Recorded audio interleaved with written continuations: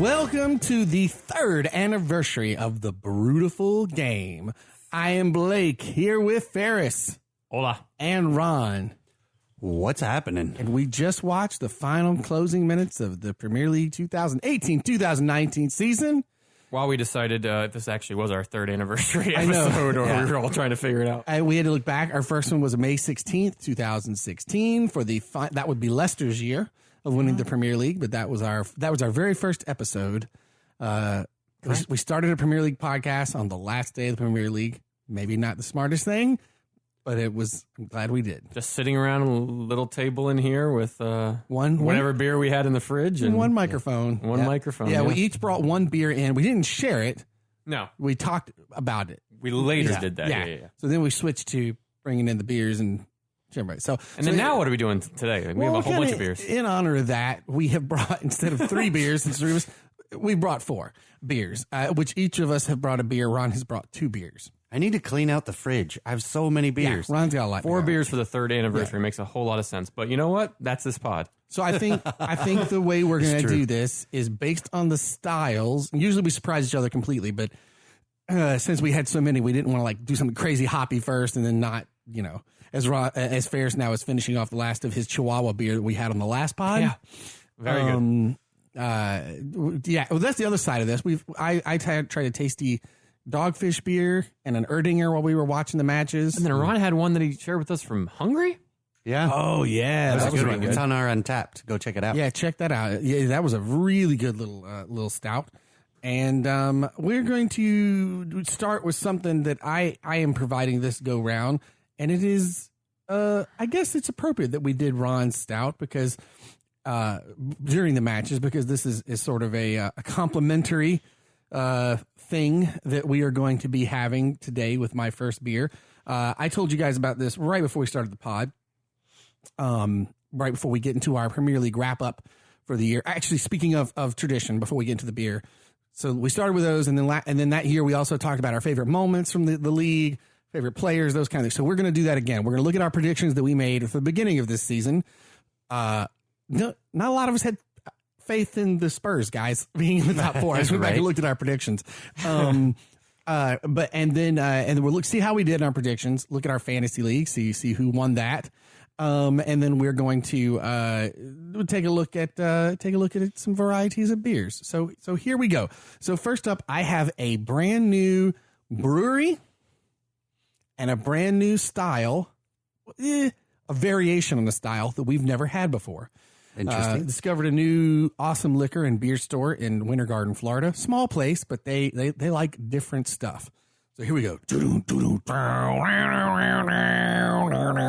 What the hell was that? I think that was the James Bond theme. Oh, was that Terminator? No. Come on, it's Metallica for whom the bell tolls. Oh, okay. Holy bottle, Batman. Because this is from a brewery called Jester King. It is their black metal farmhouse Imperial Stout. Should have done like Enter the Sandman or something, or was that what you were doing? No, I was doing For Whom the Bell. Ride the Lightning album, man. All Get right, with whatever. it. I couldn't tell. So they this brewery was introduced to me. This is an unfiltered, unpasteurized, bottle conditioned ale. This is from Austin, Texas. I don't think we've had anything from Austin yet. I'll be in Texas on Friday. Well, Houston, but not Austin. Well, let me just. Well, while you're there, if you can get some Jester King, I recommend you try it. You're gonna love this, Ron. Jester King Brewery. Here's a little bit about them in Austin, Texas. Jester King is an authentic farmhouse brewery. Now, if you've tried saisons, that's what's called that French farmhouse style ale, which that usually just means at the end of the season, anything that was left in the barn, they'd brew with. So that's why those get those kind of like spiced notes and that kind of thing. So that's where your saisons come from. They're called farmhouse ales. Well, this is what these guys do, and this is why it is considered that way. Jester King is an authentic farmhouse brewery committed to mixed culture and spontaneous fermentation. Our beers incorporate our natural surroundings and local agriculture so as to make beer uniquely tied to a time, place, and people. Our tasting room provides a beautiful, relaxed setting to enjoying the Texas Hill Country with friends and family. That's a quick about, but they also, this is the only beer company that we've done. They have a tab on their website called Their Philosophy. So I'm going to look at their philosophy. philosophy, time, place, and people. Some of this is repetitive, but it kind of gives you an idea of what it is they're about. Jester King is an authentic farmhouse brewery committed to mixed culture and spontaneous fermentation. Our beers incorporate well water, local grains, hops aged in our barn, local fruits and vegetables, foraged plants, and native yeast and bacteria so as to make the beer uniquely tied to a time, place, and people. Our inspiration comes from the classic farmhouse breweries of Europe that embrace principles of subtlety, restraint, patience, full attenuation, and interesting fermentation character. So basically, they're doing, in a slightly more advanced way, what the monks did in Belgium and those different places prior. What they're doing with is sort of playing with fire, because they're not getting this cultivated yeast like a White Labs yeast or something. They're doing local. On that note, on the back of this black metal bottle, first off, this Imperial Farmhouse Stout. I'll read you what it says in the bottle. Black metal Farmhouse Imperial Stout, a.k.a. the Iron Sword, a.k.a. Blackened Death, a.k.a. El Martillo del Muerte. This is great. Black metal is a cruel and punishing brew, fermented by the sheer force of its awesome will. Yeah! That was mine. Best enjoyed while pumping out blast beats, summoning trolls, or enjoying a nice summoning troll leisurely reading of the Necronomicon.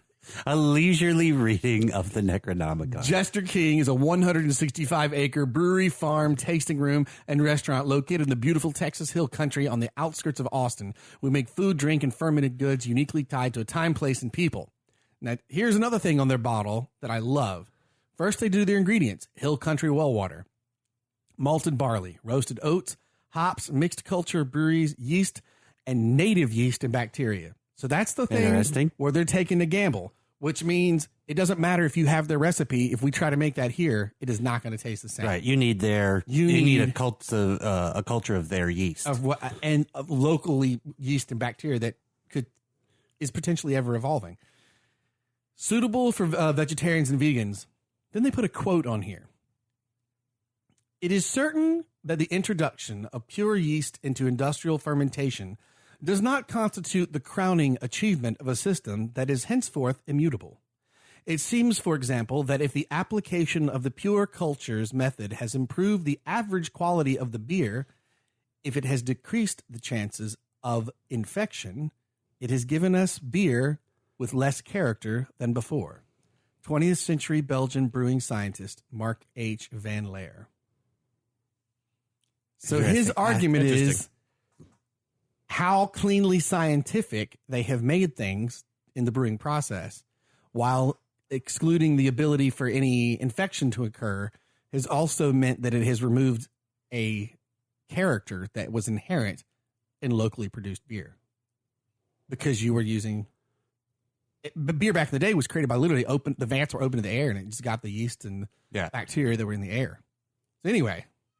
I feel like this is a good Ron beer because it's also very scientific. All the science. Yeah. It's got like science quotes on it and everything. And plus, it's got a whole heavy metal vibe to it. Yeah. Heavy metal science. So here we go. This is Imperial Farmhouse. That is a hell of a bottle. Stout. Yes. This is 10.8% alcohol by volume, gents. Ooh. So this is batch number 20, brewed December 2018. This is meant for aging. This is a beer for aging. This is a beer for aging. I screwed up the... What the hell are you doing over there? I pulled a Ron with the bottle open. No, you didn't even pull a Ron. You didn't even have it off yet. Yeah, see? Thank you, Ferris. You're welcome. The fancy bottle opener did not work with that. I think that was just a really tough... Actually, that was. Because you even had a problem with it with the normal bottle opener. Yeah, okay. All right, you guys pass me your glasses. Is that yours there? I just feel like doing something. This is holy darkness. This is hey dark. Buddy, if it's gonna be metal, it's gotta be dark. When you're in Texas, by the way, see if you can find this because they've also got a Viking metal one, and I want Viking metal one. Okay, yeah. Is Austin anywhere near? This thing is pouring out. Yeah, but it's probably if it's here distributed. That's true. This thing is pouring out as dark or darker than Harvestone engine oil. And it's got a very dark head to it. That might be the darkest that we've seen. This is no joke. Very good head retention. It's very, it's a thick lather. That's what you're calling Actually, it. that's a pretty good way of explaining it. It's kind of separating like a Guinness Holy does. Gosh. Even the foam is dark. Man. Yeah, like, holy cow. That's crazy. This thing is no joke, y'all. I hope it tastes good. I got a feeling it's going to be good. That would suck if it didn't. I know, right? Man, this is dark. Ooh, there we go. All right, here you go, Ferris. Oh, God bless you, sir. Interesting. God almighty, that is dark. You're right. That is certainly the darkest foam on a head It's I like think we've ever seen. Tint of bronze or like what? Good grief. Wow. Is it a Rock nitro? Nation? No, it's not a nitro. No. Wow. It's bottle fermented because there's yeast on the bottom. Because it even meant, it said store upright. It's one of those deals. This thing, I mean, it smells like a stout. This brings you back to the days of Ron and I first got into craft beer with a friend that would bring us crazy stouts. Ooh, that's a good one. But it's definitely got more spices notes in it than you would normally have in a stout. Hence the farmhouse. It doesn't. It's not. It doesn't have that malty scent to it. It's much more. There's much more to it. All right, here we go. Cheers, gents. Let's try this guy. Cilantro, boys. Cheers.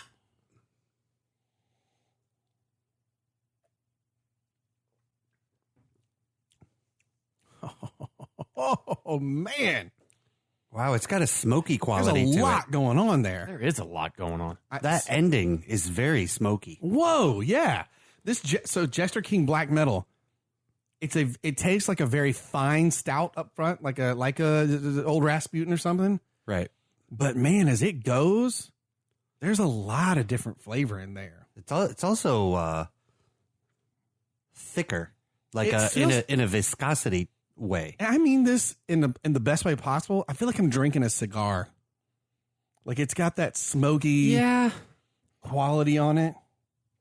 Just the smell of it, smoky. What a good one, Man, there's a lot. yeah. So I'm going to be hitting up this place a little more frequently for our beers because they do have some cool stuff. Where did you say it was at? Regency Liquor. It's in Winter Garden, Florida. Very cool. Yeah. Oh, man. It's different. It's unique. It's something familiar in style, but a twist you weren't expecting.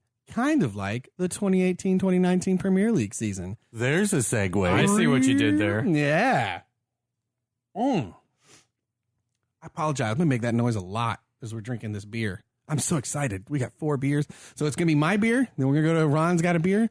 Then we're going to go to Ferris' beer. Then back to Ron. Sounds like a plan. If we need more, I got more in the fridge. That sounds like plenty, and I'm going to get confused in the order, so just tell me when my beer's up. Wow, My beer is probably going to be good. the worst of them, but hey, you know what? This Whatever. is delicious, man. Well Very, done. very good. And Well chosen. I'm even getting a little more of a hop bitter on the back of the tongue the more I have, which I didn't really taste up front. And I bet as it warms up, it's going to be a bit different too. But I thought the Absolutely. darkest beer I'd ever seen was Harvestune Engine Oil. I think this is darker. Yeah. Now I want to try the Viking Metal one. Yeah. One last thing I want to mention because I just thought this was cool. For their beers, I was trying to find on their website this particular beer, and I couldn't find it because they have their beers set up into different categories. For example, they've got current, their stainless steel, their barrel aged, and their spun category. This is from the stainless steel category, which means it's beers fermented in stainless steel tank using our mixed culture of native yeast and bacteria. So they've got different versions, and it all comes down to the fermentation or how it's fermented, is how they classify their different beers. Farmhouse Imperial Stout. Yeah, delicious. Black Metal. Can't believe you didn't recognize that song. Neither of us did. Yeah. It brings me back to my days in the 80s of wearing washed out jean coat with holes in the sleeves that had Metallica Ride the Lightning across the back of it. Don't tell us what you did yesterday. I was going to say, was you sure that was a while ago? It was, yeah, because it doesn't fit anymore. I was little. Okay. Well, man, All right, gents. we just watched it happen. Man We watched City, a lot, yeah. Man Watched City a lot. just hoisted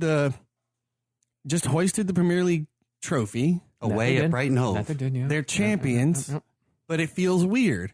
It feels like with an asterisk Why? because it's such a different season than we have encountered. And, I don't know if it's with an asterisk. I think it's just one hell of a season. Well, I think but it that's would what go I down mean. as one of the best in Premier League history. Absolutely. That normally you can look back at a season and go, oh, who just won? But with this season, you also want to say, like, that you need to know about some other teams, you know? Right. So this year ends with Man City at 98 points, Correct. Liverpool at 97. 1 Yeah. point away. Let me go back to last year. Who's got anybody at the I table? have last year's. Yeah, no, Yeah. I got last year's right here. Oh, You I got- have the current table. you got up. the current I have table? the table. So give Yeah. us the top four and their points. All right, Manchester City, number 1, 98 points, 72 goal difference. Wow. Liverpool, second on 97 points. Chelsea in third on 72 points. Tottenham in fourth on 71 points is your top four. So last year, top is Man City with 100 points. An amazing achievement. Right. Goal differential of 79. Jeez. Wow, more than Wow, what they how did consistent. this year. Wow, holy crap. Second place, Man United at 81 points. Yeah, that was a lot of points. Third place, Tottenham, 77 points. Fourth, Liverpool with 75. What a difference. So this year, it's like there were 3 leagues in the Premier League. There was the top 2 league. There was the 3 through 6 league. Right. And then there was there's- everybody else. Well, no, I'd probably go there were 4 leagues because then you have your like middle of the pack that just kept changing and Yeah. and trying to divide for that 6th place. But then you had your bottom 3 that up until the 37th match week. Yeah. When we Wasn't went down, set. it wasn't set yet. Other than maybe Huddersfield was kind of. They were set in like September. Huddersfield and Fulham were set a little while ago, but Cardiff didn't officially get relegated till last week. Again, so looking at that from last season, that's 100 points, 81 points, 77 points, 75 points. This year, 98 points, 97 points, 72, 71. That gap there is insane. I'm going to go ahead and just call it and say that next year is going to be the same story. It is going to be Liverpool and Man City vying because I don't see any team that was 3rd, 4th, 5th, or 6th doing that good. Arsenal isn't. Chelsea isn't. I don't think Man U will. I don't think Tottenham has a chance, but they seem to blow it as they did this season. And Tottenham barely held on to the top 4. I mean, yet they're in the Champions League final though too. So Makes- right, It's a right. really successful year for them. They're back in the Champions League and could win the Champions League final. But I think it's going to be Man City, Liverpool all over again. I think it's going to be the same story. Who knows? I mean, it was I know. That's what I'm telling Man you. City. I mean, I've been there. I've Liverpool seen was in 4th. 12,321 variations of the future. Sure. That was You're going to the was an- Spider-Verse? that was an Avengers Endgame reference. Okay. Haven't seen that one yet. I know, so I'm being good, not saying anything. But what a title race we had. I mean, both almost scored 100 points, and the only reason they didn't was for Liverpool, 1 loss on the entire year. The only loss they had was to Man City, who ended up winning the entire thing and missed out on 100 points yet again by 2 points. Absolutely insane. The goal difference that each of them have, the race that each of them were in, the goals that each of them scored, and a lot of like the extra times, dying, minutes of normal time, head to heads, having to score big goals, having to defend, having to save like what each of them did to go this far gave us one of the best races in any league at any time. And for people that are Period. new or who are new to joining into like European football, one of the things that always confuses people in my office are like, so who's going to be going to the playoffs this year? As they hear us talking, I'm like, no, there is no playoffs. Well, if they're talking about the championship, technically they're correct. Well, sure, but as far as Premier League is concerned, right? Well, I mean, there can be an argument. People argue, well, if you have a playoff, you get to fight it out and see who's best. But this right here shows you And the Premier League set this style of setup. Every game is so important. Liverpool could have had another invincible season like Arsenal did had they drawn or won that game against Man City. Yeah. That's the only game. Yes, you can say there's other games they drew or whatever that if they'd won, they would have won the Premier League. But to lose Premier League to Man City and have lost, they're only lost to Man City, every game is so important. Yeah. Every game is so important. And it's what made this amazing. We started our podcast covering the Leicester season, which was freaking amazing. Leicester was decided before this was. This took the last day. This is our first show of actually taking a Premier League season that went to the very last day. Yeah, you're right. Mm-hmm. This is amazing. I think you can see more of this happening. We talked about how the top 6 in general are. I personally feel like next year we're going to see the same thing. But 3 to 4, 5 years from now, I think this top 6 continues to be ridiculously competitive. It's going to be crazy. You could see some more good seasons really rolling forward in the Premier League from this. But my gut says next year is going to be a very similar setup. Well, I think once we start seeing how the summer transfer window starts shaping up, I think we'll be in a better position to kind of call some things like that. But it's hard to forecast someone being better than the current Liverpool side or the Manchester City side. Man City's going to want that chance. I mean, the goal differential between second and third is just unreal. How far? That's true. So you know 72 goal differential for Man City, 67 for Liverpool. Third at Chelsea, 24. Yeah, and then Tottenham at 28. That's as high as it gets. Arsenal at 22, and then let's just keep going. Right. Well, it really drops once you get to 6 at Man United with 11. But we'll get to that later. Yeah, and then Come on, piss off. It's so fair. As we all have our glasses. Ron and I have our Super Beautiful Game laser etched glasses. But I pulled out Ferris's pint glass of Man United that I allow to live at my house. And I said, do you want to drink out of this today? I said yes. Is that okay? Despite a completely season.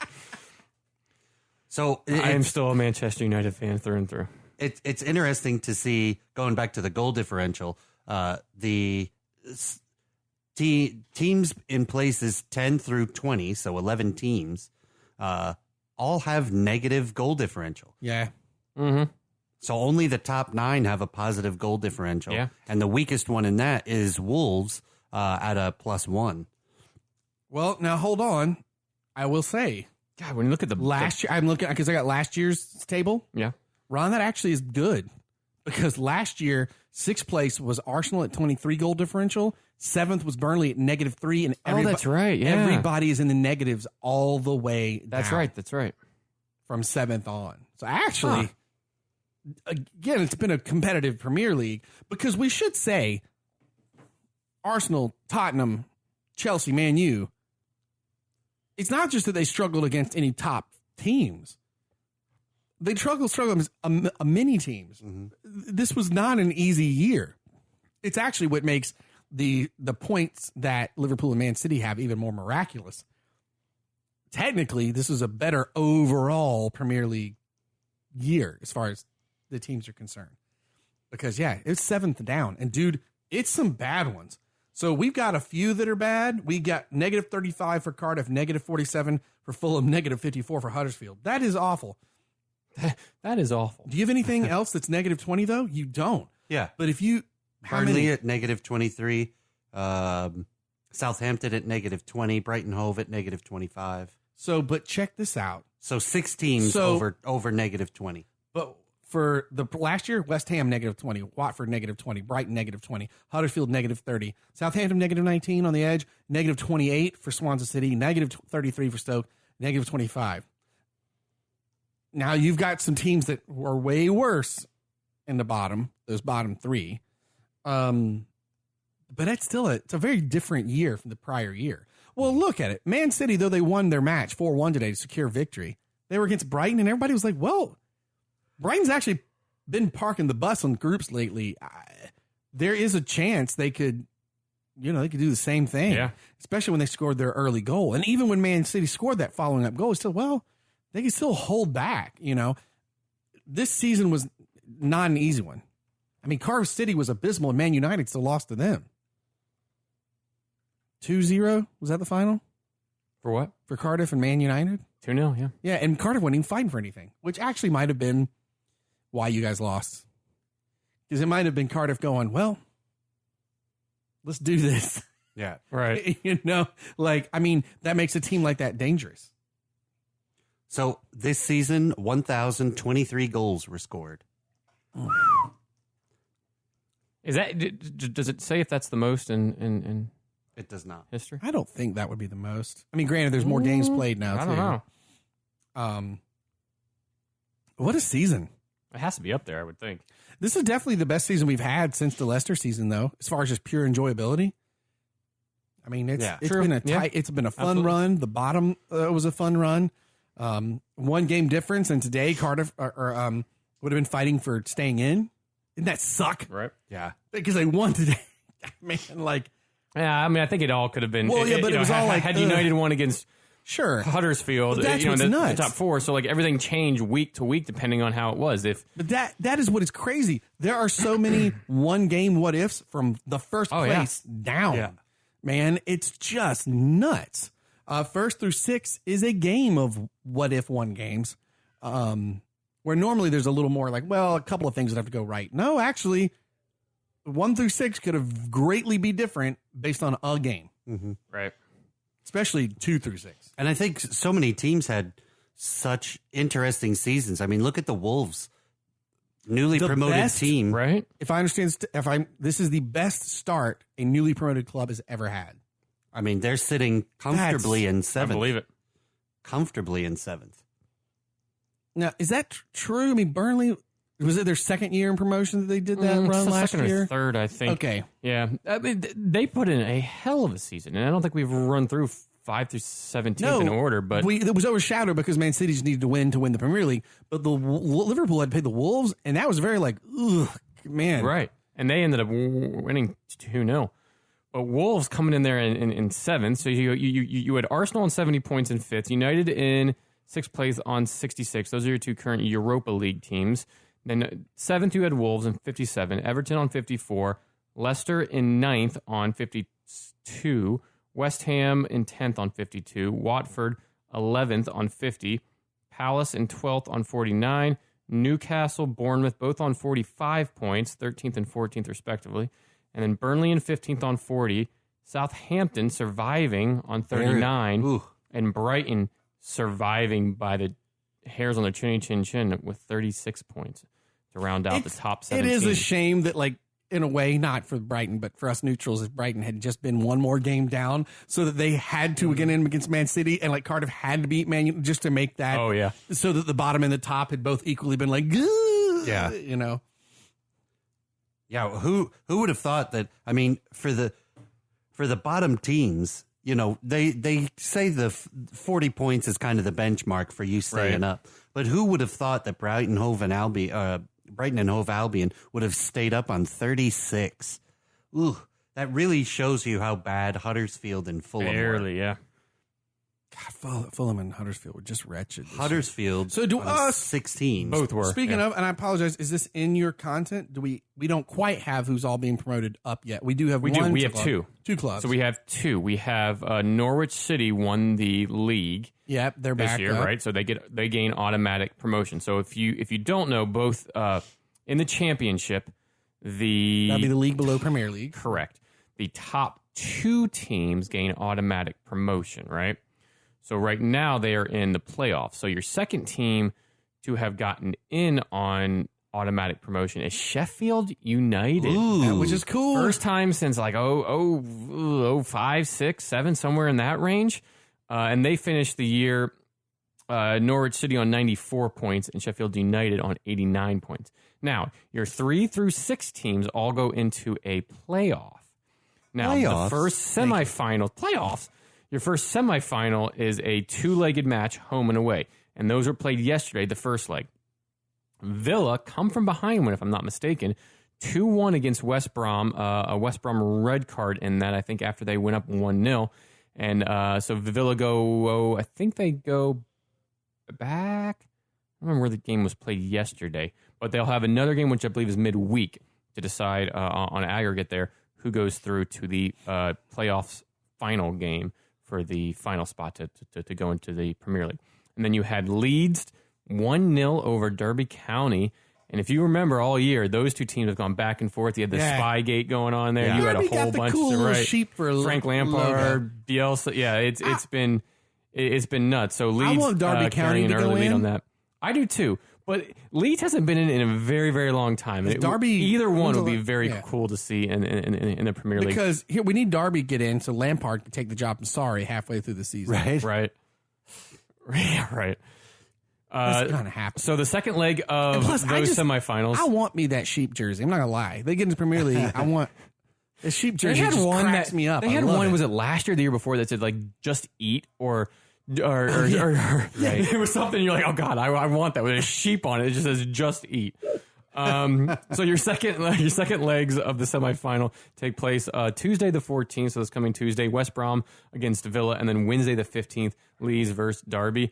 And then sorry, your Matt playoff Call, final. Our listener Matt Call, but I am pulling for Leeds or Derby County because I want a new team in the Premier League. Yeah, me too. Right. I know you were pulling for your Aston Villa. Yeah, who cares about Aston Villa? Your playoff promotions final is actually on a Monday this year.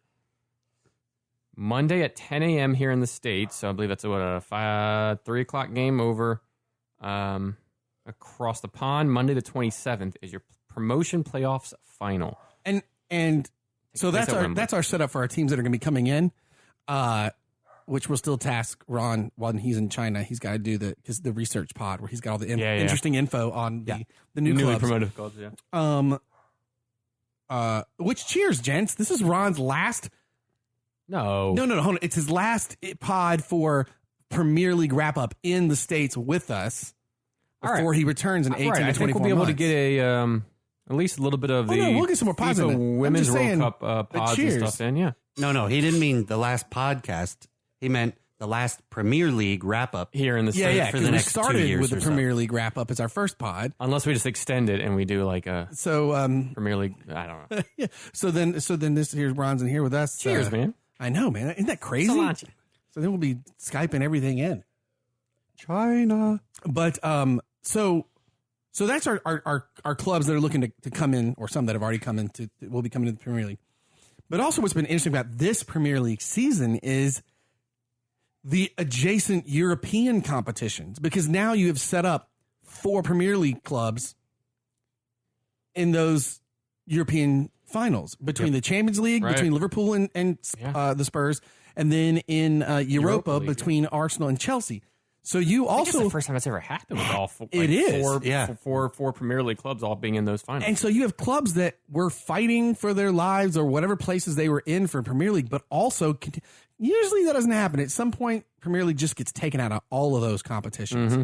Now, last year Liverpool did make it to the final. They're going again, but that's also what's different. Is the whole story around the Premier League is a very different year. Premier League's very, very strong at the current time. Yeah. I mean, you go down there to, Everton in 8th, and look how they ended the year, and look how strong they were. Look at Wolves, a newly promoted club, in 7th.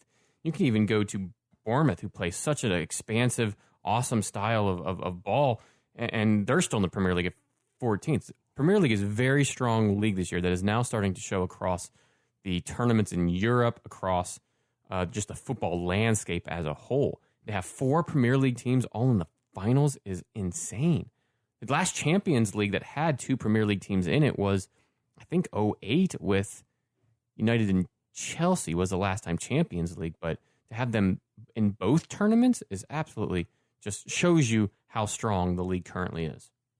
Yeah, I mean, look at the absolute decimation of Barcelona from Liverpool earlier this week. I mean, it's just it's normally you feel like it's normally a bit more of a once Barcelona match. wins the first game 3-0, you kind of feel like, oh, this is destiny, isn't it? This is Messi about to end out his career on a high note, right? Nope. And I mean, no one thought that. No one thought. Like, although I did say I felt like in my gut they had a better chance of pulling it off than Tottenham did. But they both did. They Right. both pulled And off then- the Champions League. Exactly. And then the very next day, Tottenham pull off what some can argue is even more of a incredible comeback, because they were going away to Ajax, who were up 1-0 already and already had that away goal, right? They go away to Ajax. They're up Ajax is up 1-0. Tottenham then have to score a crap ton of goals. They had to get 3, right? Yeah. At least, or they could have gotten 2 and been 2-0. But what made theirs more insane is Ajax were up 2-0 at half. Yep. So they have a 3-goal, one a goal. The only way that Tottenham win if they score 4 or more. They scored all 3 goals in the second half, and then the 4th goal in the second half, but in the 95th minute of the 95th extra time. Like, insane that they came back from that.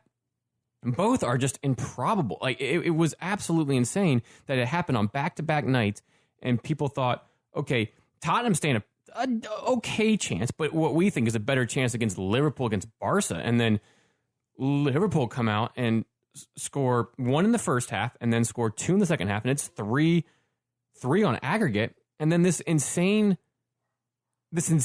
corner kick that was just heads up from Trent Alexander-Arnold that made it 4-0, and Barca couldn't find a goal, and it's just insane that this has happened. And then you go the next day on Thursday, and Chelsea go to pens against Eintracht Frankfurt. Is that who they're playing against? And Hazard pen wins the entire thing after they looked like they could be going out in pens because they were behind in that. And an Aubameyang hat trick, and what? Like, now we have positions 2nd through 5th in the Premier League are now all playing in cup finals in May and June. Insane. Yeah, that's crazy. Oh, and Man City is playing the FA Cup final in a week's time. Against the Wolves. Against the Wolves, No. who's in 7th, right. Watford. Oh, Watford. I keep wanting to think it's the Wolves. Oh, yeah, you're right. 'Cause You're it right. feels You're like right. Correct, the Wolves season. Well, because You're both right. have had a really good year. That's what a nuts year for the Premier League side. Just crazy. It's awesome. Oh man, Some of the best soccer. Just Oh, yeah. So, and some of the best, just most beautifully played, well defended as well. Just some very awesome soccer, and it's a shame that it ends. But We got 90 days. For folks like myself, I'm very glad it's ended, and I hope the United have a strong summer. But for other folks, if you're a Brighton fan or you're a Newcastle fan, how do you retool in the offseason and come back and continue to stay up? I mean, hell, I can almost say that about United. How do we continue to stay in the top 6 at this point? So, I'm not gonna lie. I need to see your offseason before when we go to our first pod when we make our predictions for the 2019-2020 season. Your summer dictates whether I put Man United in the top 6. well, that's true. Easily. and there's already now- people saying that Solskjaer should be canned hold on. because he lost today's match At Cardiff. at Cardiff. Okay. Well, just pump the brakes for a second, okay? I'm not saying No, they I know. should. There's I'm some just people saying that. It is ridiculous. you We're gotta give such a them time. reactionary society now. If We you, can't if you do did that. not like how Mourinho put a team together, why would you fire a guy who Did the opposite. who clearly look, Man United fans, if Ole hadn't come in, you wouldn't be in the top 6. I don't know about 8-1 that. no, we were still dude, in the top no, buddy. 6. We were still in the top 6 with Mourinho, so it kind of was Barely. And with that Yeah, we were still in it. 8-match run, that changes everything. well, and we ended the same place that he got sacked, which was in 6, and we ended in 6. but where you got sacked, you did not look like you were going to go back up. It looked like you were going to keep going down.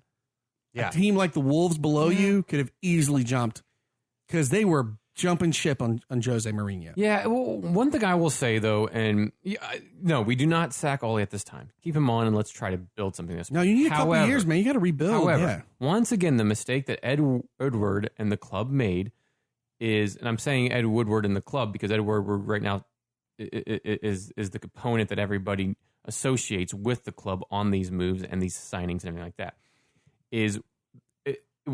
I thought was a very smart move to come out and say, we have a plan, right? We're going to hire this interim who is this legend at the club, see him through until the end of the year, and then we'll make our decision then. Okay? Stick with the fucking plan. Don't deviate from that plan.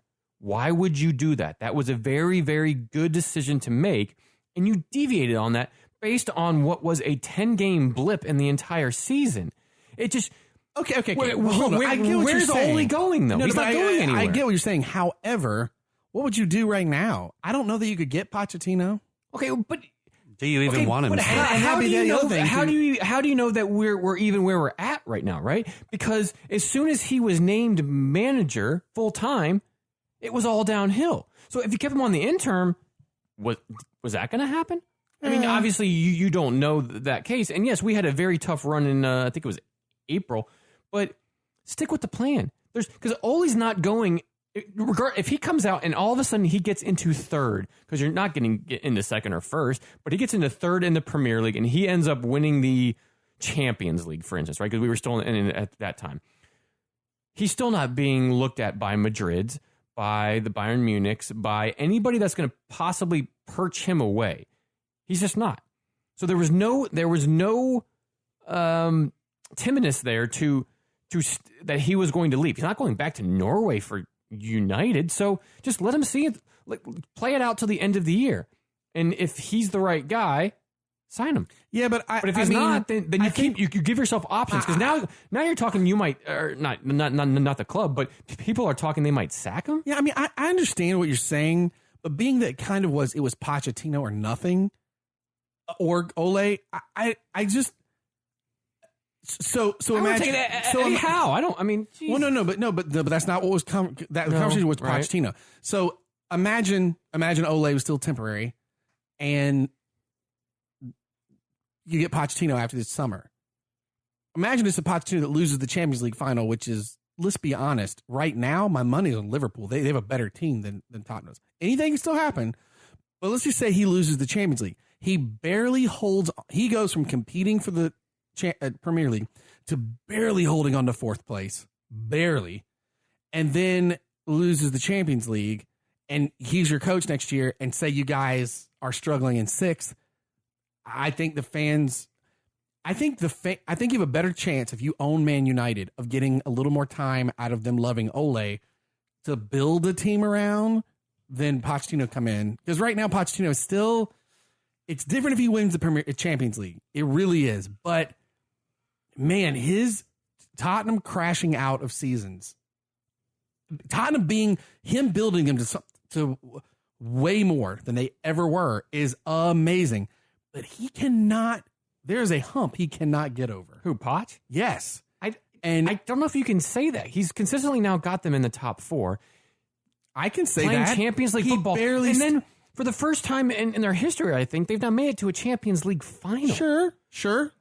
How can you say that he's been anything but absolutely a legend for that club? Because if they don't, no one cares about second place. If they don't win the Champions League final, and he barely held on to fourth place, I mean, until last week. Right, but that they even got to the Champions League final is a huge win for Tottenham. Sure. The highest they ever got was, the semifinals, quarterfinals when they had Bale? Sure. I mean, and Van der Vaart and all of them? No, this is... Poch is legend at the club, and you just said it. Possibly been the legend, right man for legend at the club of Tottenham.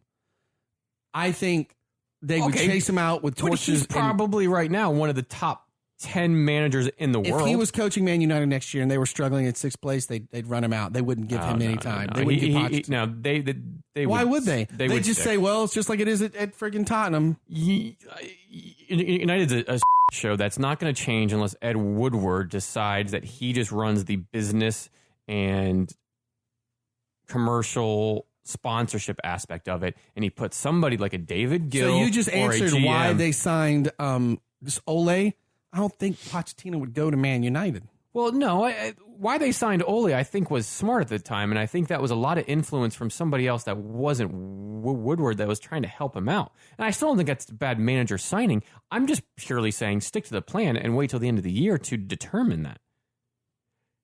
United aren't going to... But what does it buy you? It doesn't buy you anything to wait. It doesn't buy you anything to sign him, to be honest. But it buys you that you're not going to fold into fan pressure and fan sentiment by saying, sign him now. Oh my God, he's won 10 games. He beat PSG. He did this, blah, blah, blah. You have to sign him now. No, just everybody just hold on and stay the course and stay calm. We didn't do that. We are very reactionary on what we do. Yeah, but you don't know that they signed him specifically because of fan pressure, right? None of us will ever really know that. Not sign him, but they sacked Mourinho because of that. And, but that was well deserved. Yeah, but Mourinho's sacking was well deserved. the players are on top of the stuff he said in the dressing rooms. That was all falling apart. And also, there's a history. That's what Mourinho does, and places have to get rid of him. So, and notice Mourinho still doesn't have a job. Like, he's smart not to have a job. He's getting paid by United still, and he can just go on this TV station and that TV station or that, 5 Live or whatever. No clubs even. Why not? And then fall on the ice and where was he at? Yeah, that's right. But no clubs have even been rumored to go out. That's what's insane.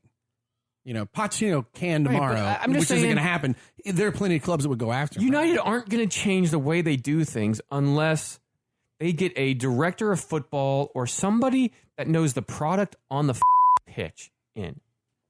Period. Because not David Gill, Ed. I just want to say this. Woodward, all he knows is business, and he's a very good businessman, right? He's had commercial deals, and he's had everything else that United want. He's making them tons of cash off the field. But sooner or later, if your product on the field does not win and it continues to fail and continues to be a dumpster fire, then you're going to lose those sponsorships, the commercial aspects. You're going to lose all of that. So it does go hand in hand. We need to get somebody in. I want you to reach across this table. I want you to shake my hand. Shake my hand. Because you're going to add new thunder to this shaking of my hand. I'm not adding new thunder. I promise. No bet. No bet. Shake my hand.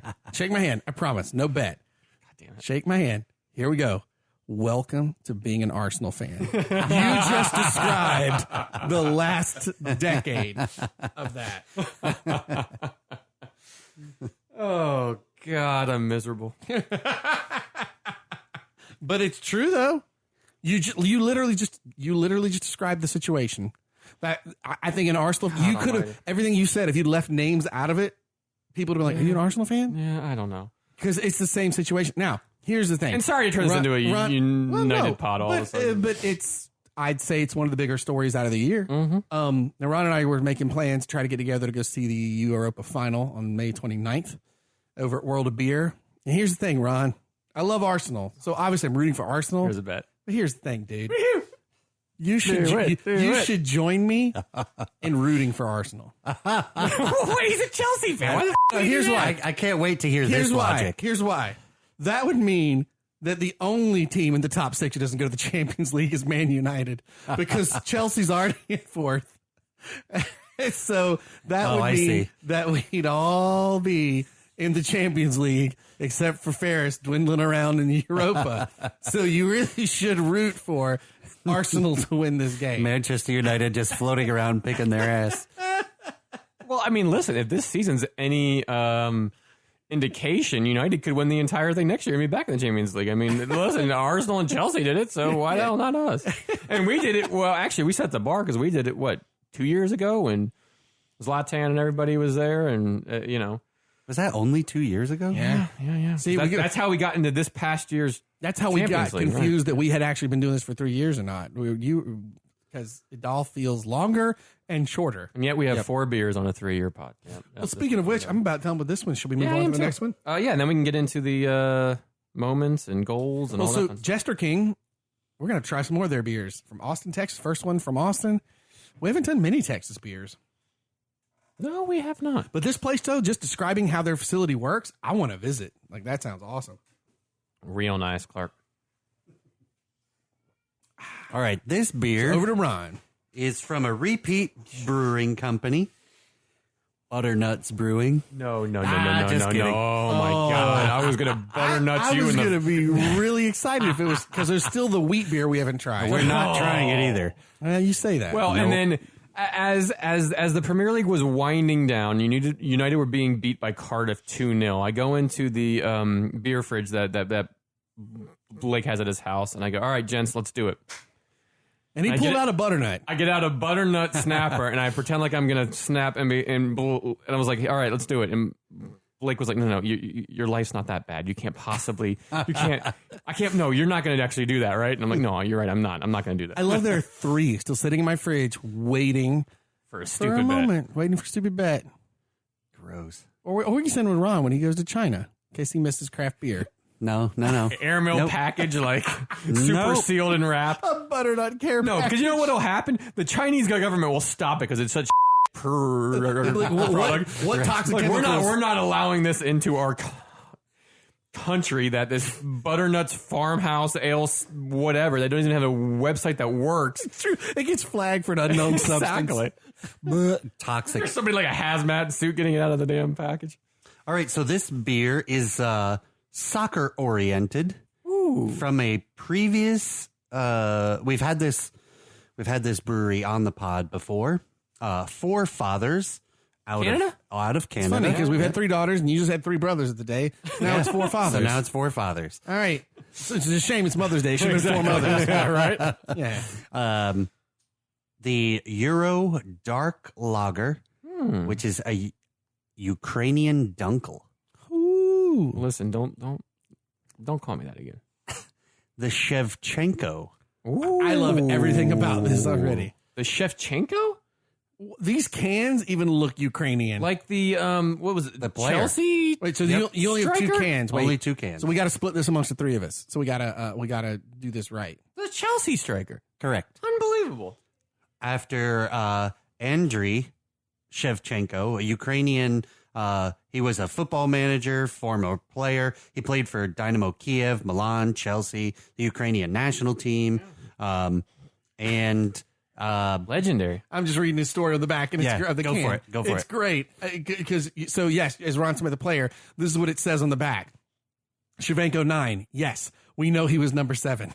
And yes, it is a long story. Our traditional Ukrainian dunkel is true to the original with a nutty toasted chocolate malt sweetness and a medium bitterness. A beer stunning, bittersweet, and complex as Kiev itself. Our Shevchenko. thank you, Ole Gunnar Solskjaer, like the great Ukrainian striker, celebrates history, flair, and just a touch of the dramatic. That's friggin' dude. Yeah. This might be the best themed beer we've ever had on the show. I've been holding on it. to that for a bit. And the can is cool. Yeah. It So- doesn't look, this is going to sound weird. It doesn't look Ukrainian. And that's what I mean by that is this looks like such an American craft beer kind of label. We want to show off what ingredients we use. Do you know what I'm saying? Yeah. Like this label is really cool. So it's a Ukrainian dunkel, 5% ABV, 23 IBU for anybody following along. Soft bready malt and caramel aroma.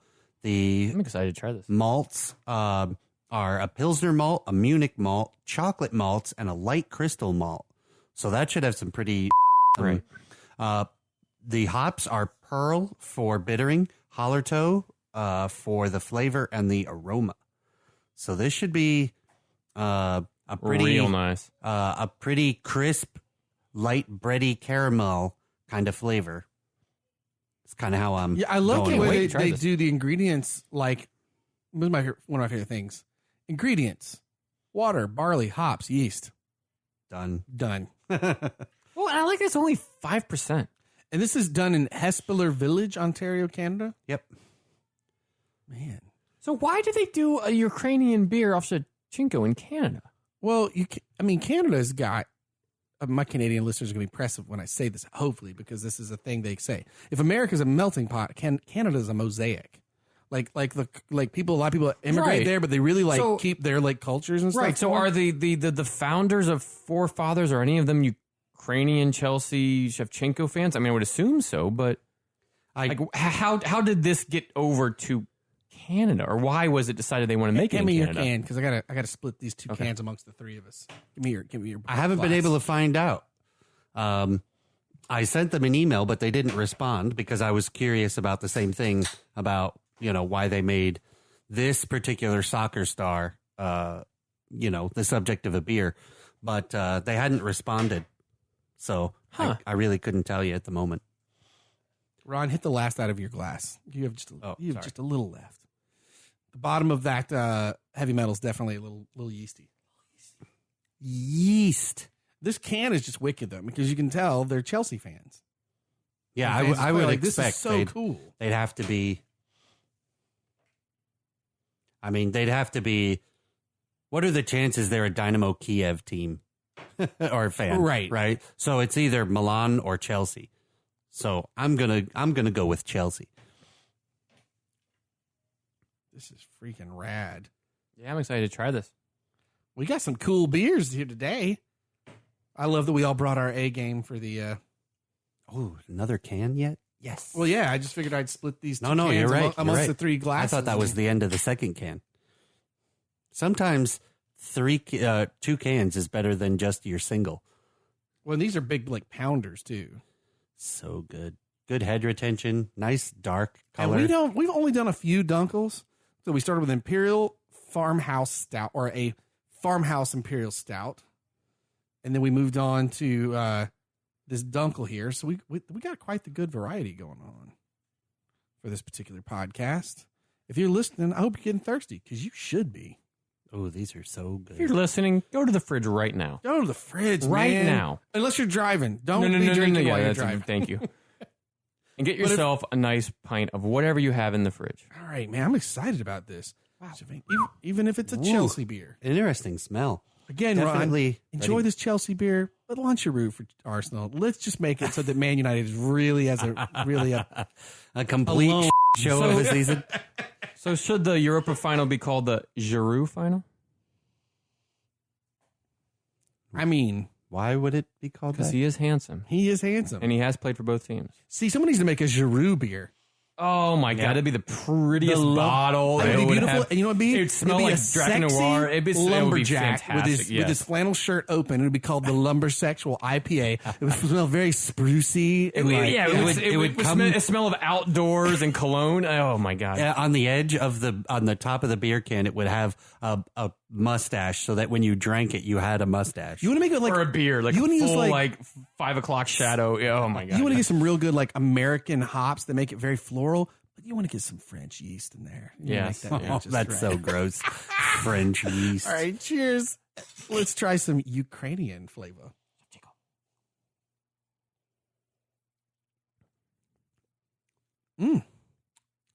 Ooh, that's drinkable. 5%, right? Yeah, 5% ABV.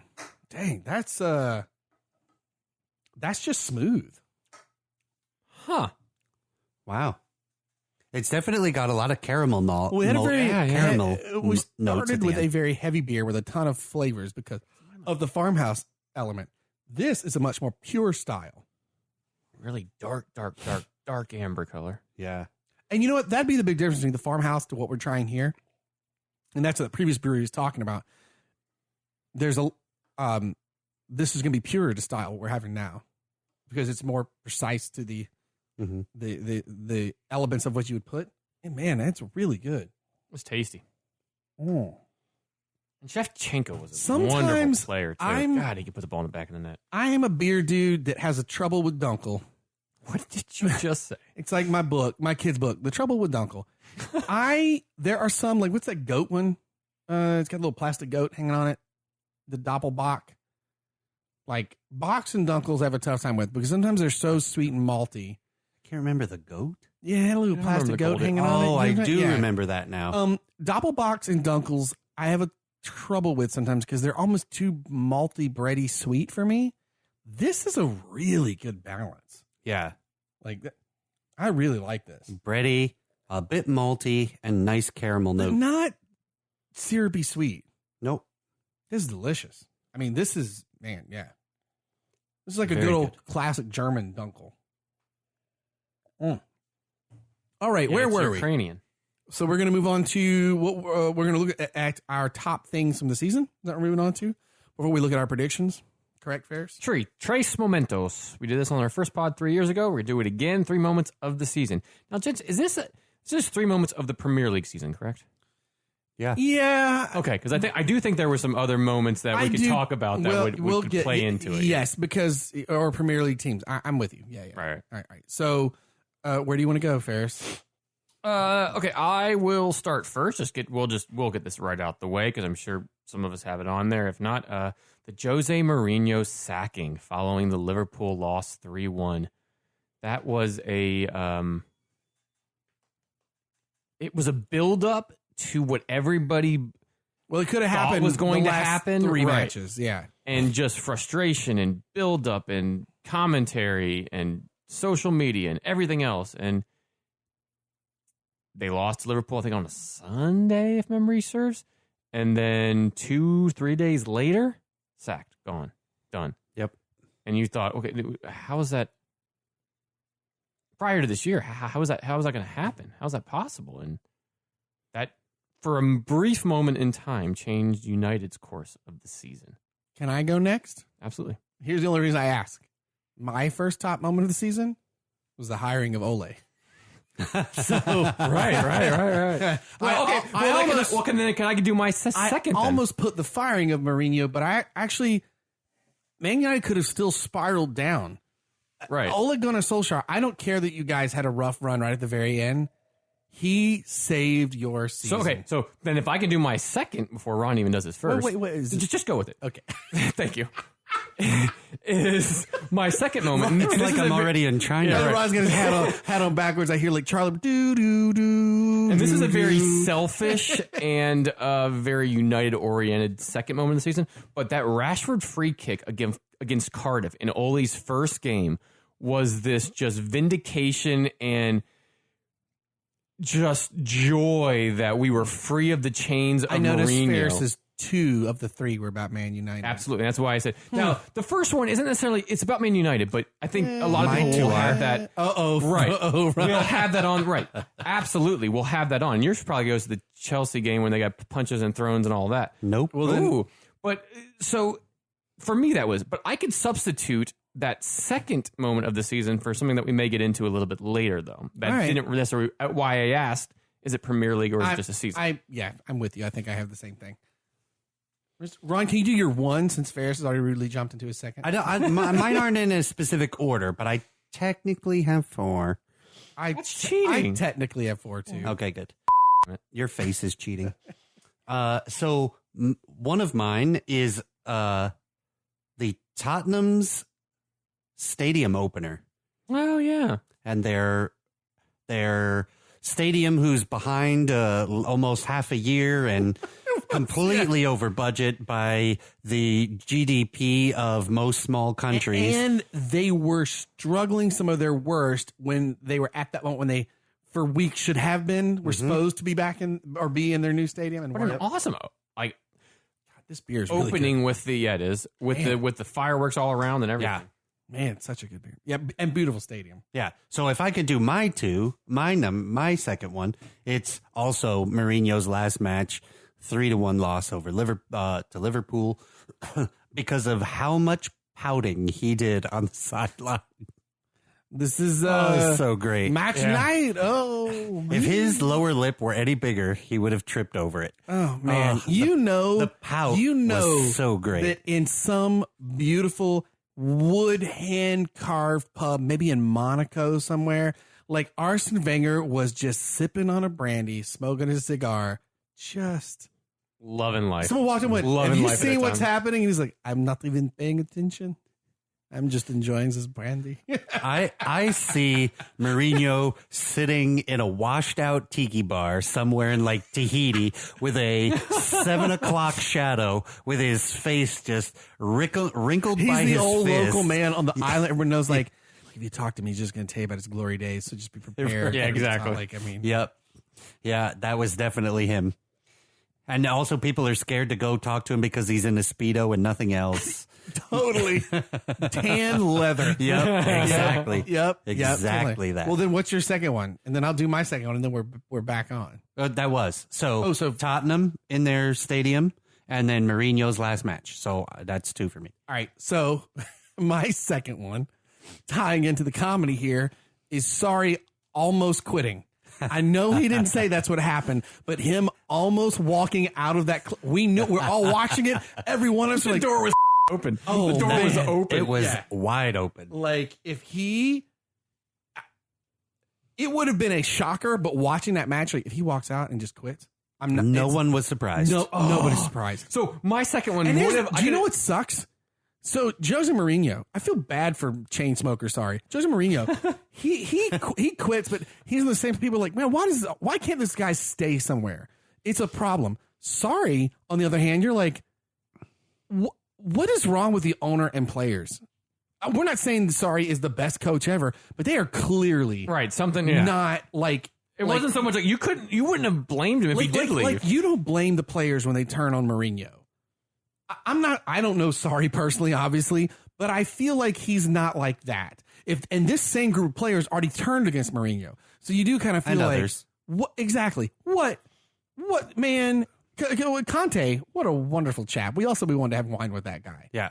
So then you're like, sorry, he's just going to be ramshackle with these people. And he kind of was. And that's where you were looking at like, dude, if you walk, I don't blame you. Right, exactly. Right. Everybody was thinking that. And my second one that I could have substituted out would have been the catalyst to him almost walking out, which was the Kepa declining to come off the field on the substitution. God. Yeah. And it wasn't Did you put Premier League. Did you have Sarri as your third one? No, that would have been my substitute for the second one. Was that my daughter screaming at the door? Yes, it was. Yeah, okay, so she's outside right now. We always record these pods at night, usually after she goes to bed. So it's our first one during the afternoon. So there she is. I'm supposed to come in and say hi. I was like, I wonder what she'd be like, what are you guys doing? I want to be in the show. I'm wearing my Orlando City soccer kit. Let me hang out. There we go. We'll see how long this lasts. And now we have our fourth member of the pod. Yes, we do. Little Afton hanging out. Hanging out with Uncle Ferris. With the kit that she loves, the United kit. We sure about that? No. Hey, because I'm thinking she likes her little stuffed animals. If Derby County gets into the Premier League, I want to get a little kiddo. Oh my god! Because the sheep is their logo. I want to get a little. I want to get her a little Derby County jersey. You know, tell you what, Premier League teams, get on it. Us parents want to dress our kids in stuff, and you have a poor selection. Arsenal, like I had cool onesies my friend got for her when she was right before she was born. But it's been really hard to find kid stuff. And maybe it's because we're here. Maybe in the UK we could find it. Right. But it's really hard to find. This is curious. So she's just sitting there with Ferris now. We'll see how long this lasts. Yeah. But yeah, I mean. I'm just waiting for her to grab Ferris's beer. Yank the microphone. Good for her. No, but the Kepa, like, deciding that he didn't want to come off and not wanting to, that was insane. You're watching the entire thing play out. And what was that? So awkward. Was that the that wasn't the FA Cup. That was the was it the Chupacabra Cup? Yeah, Carabao. And it was just absolutely insane on what was going on there. Chupacabra Cup. I loved it. No one else does that, and I don't know why they don't, but I'm glad we do. But like you just didn't expect that to happen. And you're watching, going, "Oh my god, this is unbelievable!" So not Premier League, but just a moment of the season in general within English football. Yeah. All based off of a, quote, misunderstanding. But Sure. I don't think it was quite Sure. such a misunderstanding. Sure. Allegedly, they thought Kepa was injured, so they asked him to come off, but he wasn't injured, and so he waved them off, and then it all went to from there. Yeah. I love that my daughter's sitting in the room, and I can't stop you guys from having to bleep you out already. It's just I thought, Well, you know what? She's at that age where she's not going to pick him up quite yet. See? But there is. Okay. Hold on. Funny story. We're just going to segue for a second. For a hot second, this pod's going to become one of those parent pods. So my wife brings, she's 18 or 17 months, about to be 18 months. From daycare. And she goes, hey, so the people at daycare, they were worried because they were like, hey, we just want to let you, we think she's telling other kids to shut up. Because she's at the age now where she's like, blah, blah, blah. She's making all these noises, right? And we even recorded her at one point. We're like, I don't know if that's what she's saying. And it's like, shut up. And I could be anything, right? Who knows what she's saying? But I'm sitting there like, nah, she's not telling it. We don't say that. My mom would get mad at me saying that. I was like, we don't say that in the house. Like, to be honest, I figured she'd pick up something worse. Like, we're right here. And then that same day, sitting here at the house, Tucker starts barking at the back door. Roof, roof. I'm like, Tucker, shut up. Oh. And then I realized I don't say it to people, but I do say it to my dog. And I'm like, oops. I felt real bad about Hey, she can put it in context. That's interesting. She can. But I'll tell you the coolest thing, you've been watching her. Like this morning, she'll sit down and hang out with you and watch soccer. And she didn't do today while you guys were watching, but when the fans start cheering, she'll start clapping along and everything. She's in. She's down. Yeah, she's going to end up being like a Man City fan. That's what Ron and I were talking about. Yeah, she's going to end up being something that everybody's like, no. I think Or because worse, a Tottenham fan. I think because she grows up here in Orlando, she won't be a Man City fan because of the NYCFC thing. That's my guess. Now, past that, who knows? True. I'm going to guess maybe, going to Orlando, man, she'll have a. Although currently, if she grows up in this era of Man City and Liverpool owning things, it could be one of them two easily. And that's actually a really good point. So we look back at the history. Sorry to derail a bit from the top 3 moments, but to go back to kind of the overall season, this is important, bigger than we realize. The current history, because now in the Premier League, as opposed to you when you joked like saying, why couldn't we have done this pod back in the early 2000s when Man United was good? There are kids now who don't know Man United was amazing. Right. Who don't know about the Invincibles of Arsenal. They don't. So, and I say that in the sense that the game is being distributed worldwide. I mean, look at the growth in America. That's a whole market Premier League didn't dream of 10 years ago. Right. It's grown so much. And you know what? Liverpool and Man City doing well. This is huge for them. Shout out to NBC for helping to grow the Premier League and the game so much here in the States by showing these, not only the games, but all of their documentaries. Oh, the download today about the treble year for Man United was fantastic. Right, and then all of the promoted clubs and their history stuff. The YouTube what they've been special able to Arlo bring White, is insane. The NBCSN YouTube stuff, Arlo White's interview. Yeah, it's fantastic. So good. So good. Absolutely so good. fantastic. Sorry, didn't mean to derail us on our top 3. So I had said sorry. I think I was the last person, right? So that goes back to you. So, all right. So my third. So my third moment of the season would have to be the January 3rd game between Manchester City and Liverpool. The deciding game where Liverpool lost their only game of the year. It was a 2-1 game, and it ended the festive fixtures that we so much love here in the States. And just a moment that. Not so much a moment that I necessarily enjoy because there's 2 teams that I don't enjoy, but a moment that really set the course for how the rest of the Premier League and the title race would end up. And they basically had to win out or draw together or whatever throughout the rest of the season. And that happened and gave us one of the best just races to the end that we have seen to date. Okay. That's a good top 3. Ron, you or me next? Go for it. Okay. This is kind of my cheating one. And it's a good segue off of Ferris's. And Ron, I'm curious to see where you sit at. This is I couldn't decide. So in the third, I put 2. So I'm glad I did this because I said Liverpool losing to Man City. So I tie right in. Yeah. What you're saying. But here was my other one. I know it isn't in the Premier League, but I do think it was important to the Premier League.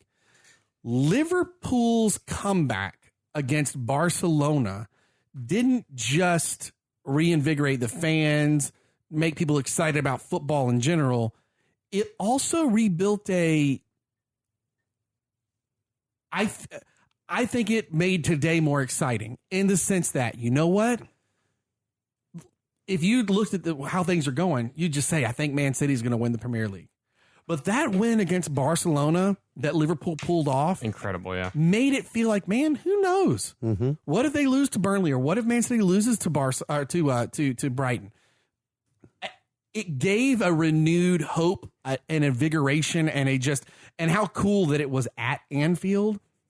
Well, I know that's a Champions League game and not Premier League. I do think it was important to their overall season. And while, as it's been said, usually no one remembers who ends in second, I question if that will, especially if Liverpool were to win the Champions League this year, that might be different for this year. So since he had already said that, I don't feel good making that my third one because I had both of them there. Okay. For my third. You did the same? You kind of had two? I did have two. Sorry's, I actually had Kepa's refusal of walkout. Oh, Yeah. right. Okay. So Definitely a moment of the season. Which then leads to Sorry's almost walk off. But I had another, a different one that I don't want to say it went under the radar because it didn't, but we did. The three of us haven't really talked about it. A couple of weeks ago, Gary Neville's Manchester United rant.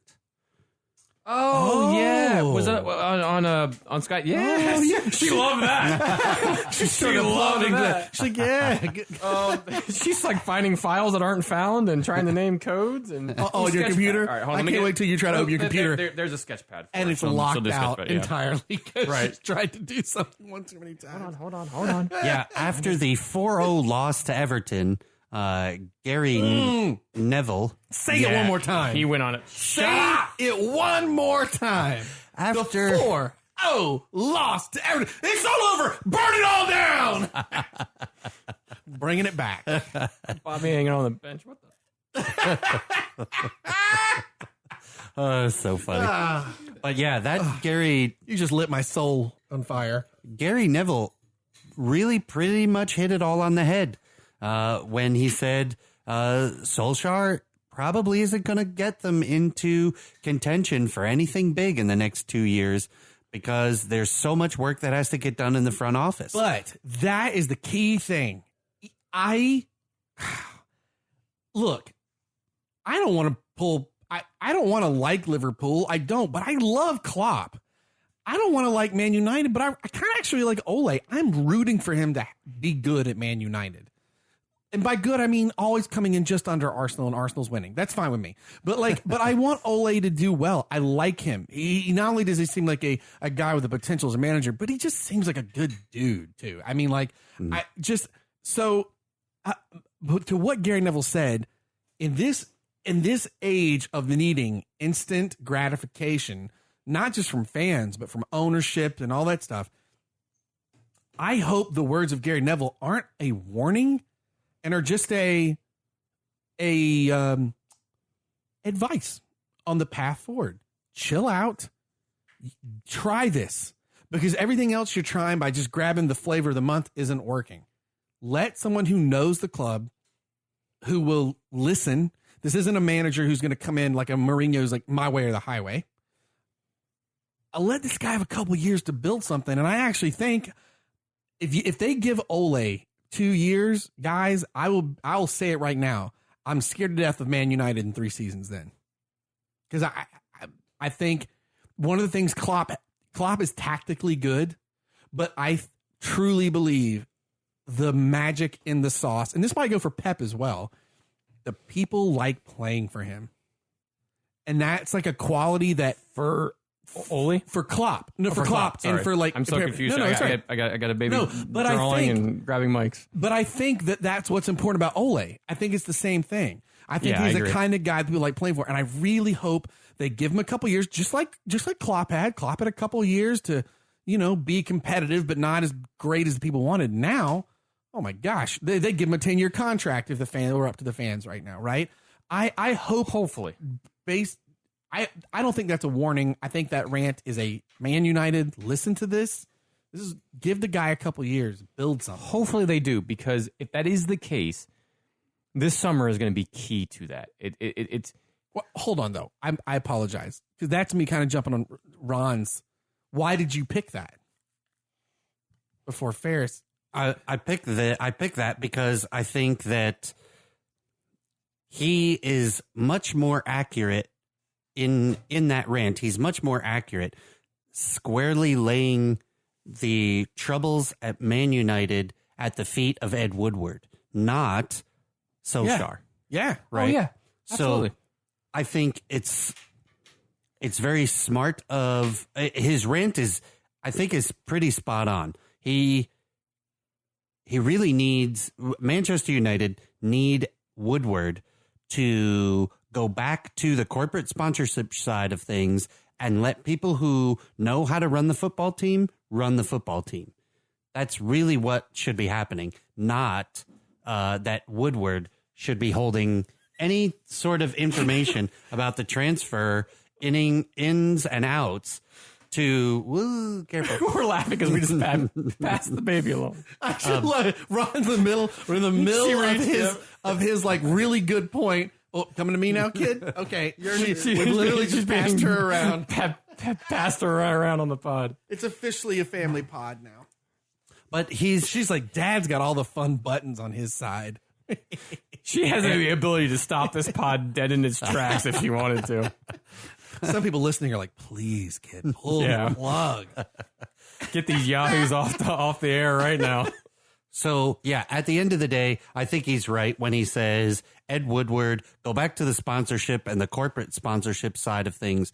Leave the footballing part to the adults. Again, yeah, we could substitute the name Kroenke in and make that about Arsenal. We could submit that. We could substitute that for the Chelsea owner's name. The only disagreement I have with that is that I feel Kroenke and the owners over at Man United are more about like sponsorship. I'm not sure what the Chelsea owner is. It feels different. Still trying to get back into the country. Yeah, it just feels different. Yeah. I know what you're saying. This just feels like a different situation. It feels a little more toxic. Also, if you took his rant, you could place if you took Ed Woodward out, you could place that at Orlando City's feet. Oh, geez. Yeah, that's right. Woo. Well, 100% right. And it comes down to the front office has such an impact on what teams do, right? So the front office of the New England Patriots, for example, are such well-organized, smart folks that they've now put out a product that has been world champions in American football for years.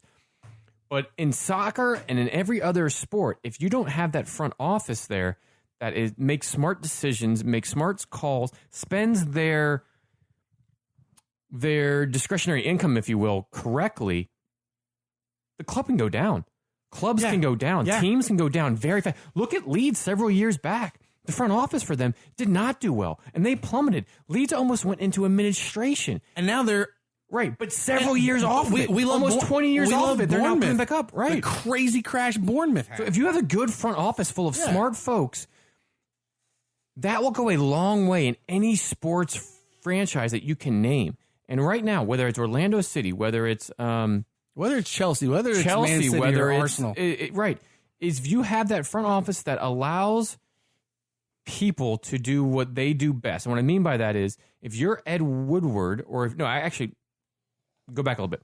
If you're the ownership of Manchester United and you're the Glazer family, you put people into place that will get you the most out of wherever they're at. So, for instance, you put Ed Woodward into a off-the-field marketing management position because he will make you those dollars and cents off the field.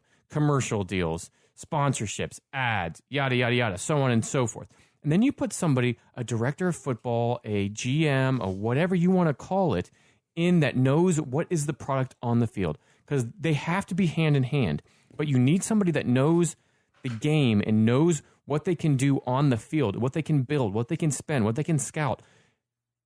If you don't have those components, you're not going to be a successful organization. Well, and that's the part that to me feels like the most... It makes so much sense to every fan and supporter, but for whatever reason, it is a big problem when it comes to clubs actually achieving that.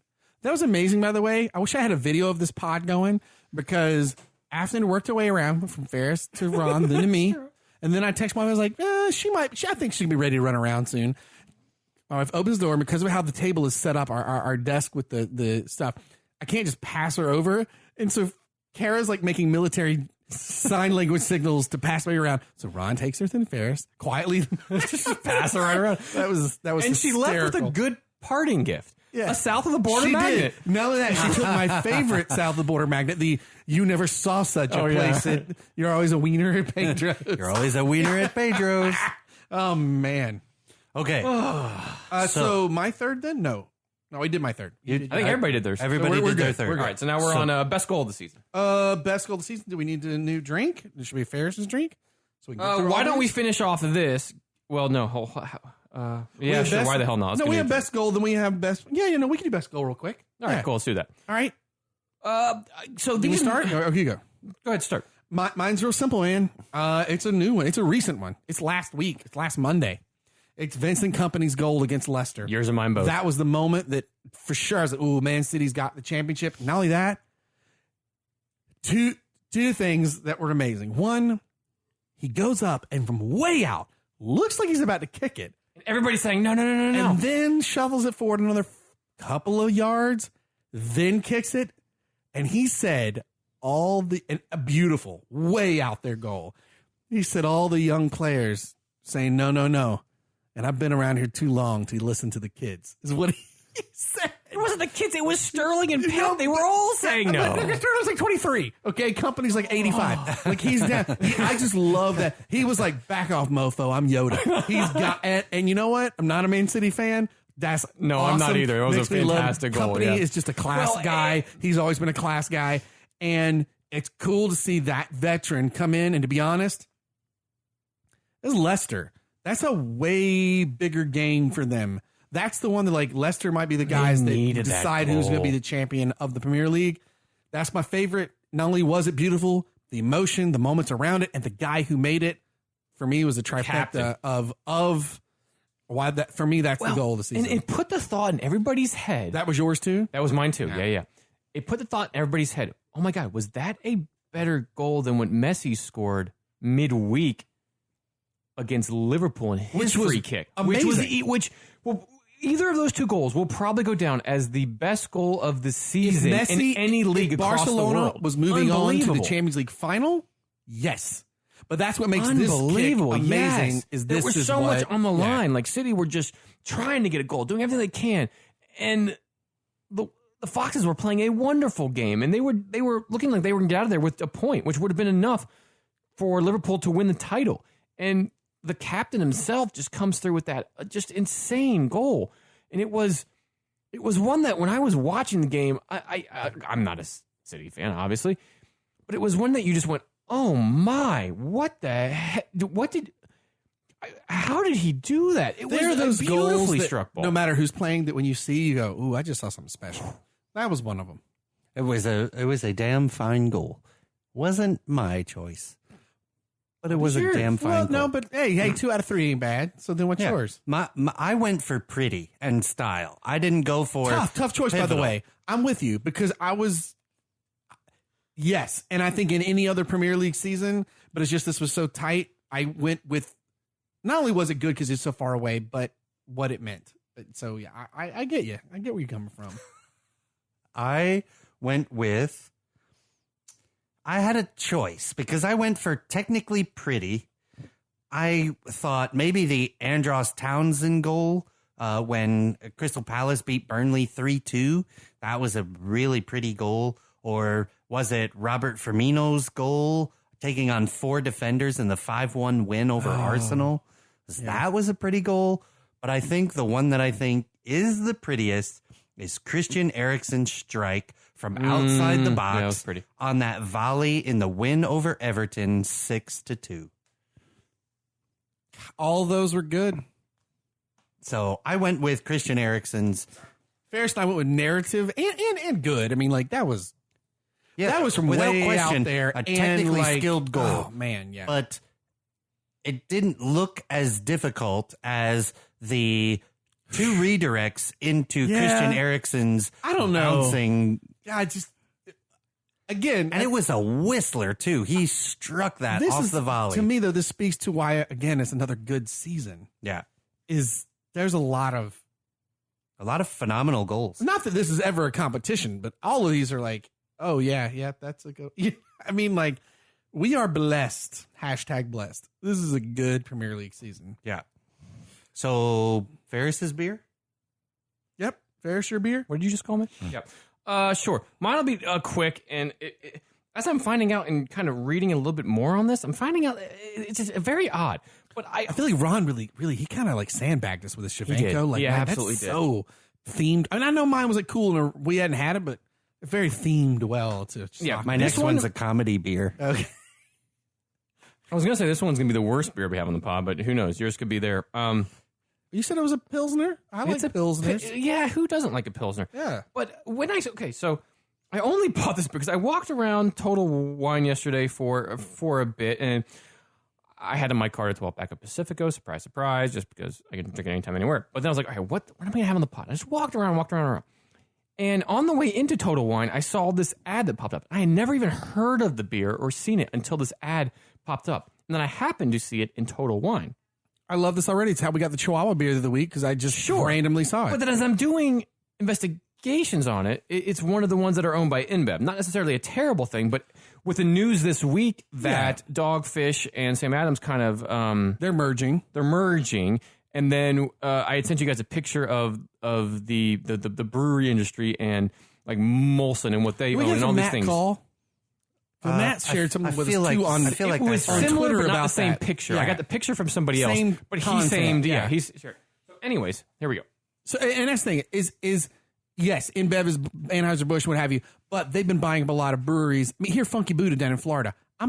Here's the thing: if I make a brewery and it's kicking butt, and some InBev walks up with millions of dollars, it's hard. I mean, yes, right. I could go start 3 more breweries. I'll take your money. You can have my brewery. Yep. So I don't knock these people off. So I'm excited because I have seen this being advertised and haven't tried it yet. I had only seen it advertised as I was going into the Total Wine. That's it. I'd never seen an advertisement before. We got a billboard on I-4 right now. Do we really? Yep. No kidding. It is Patagonia Cerveza, a Bohemian Pilsner. It's something about buy a case, get a tree, or save a tree. Buy a case, plant a tree. Yeah. Brewed in the U.S. for a fresher beer. So one for you. And a different bottle too. No, I've been staring at this one. I meant to get it. Yeah, when you go back home or you guys head back down I-4, take a look. There is a recently our billboard. There's a billboard for Patagonia Cerveza. Like I said, come to find out, they are owned by InBev. And actually, the Patagonia company, the clothing company, actually just sued Oh, for the name. For naming and picture and that sort of things. I'm not going to get into that too much, but you can Google that. That seemed to happen in April.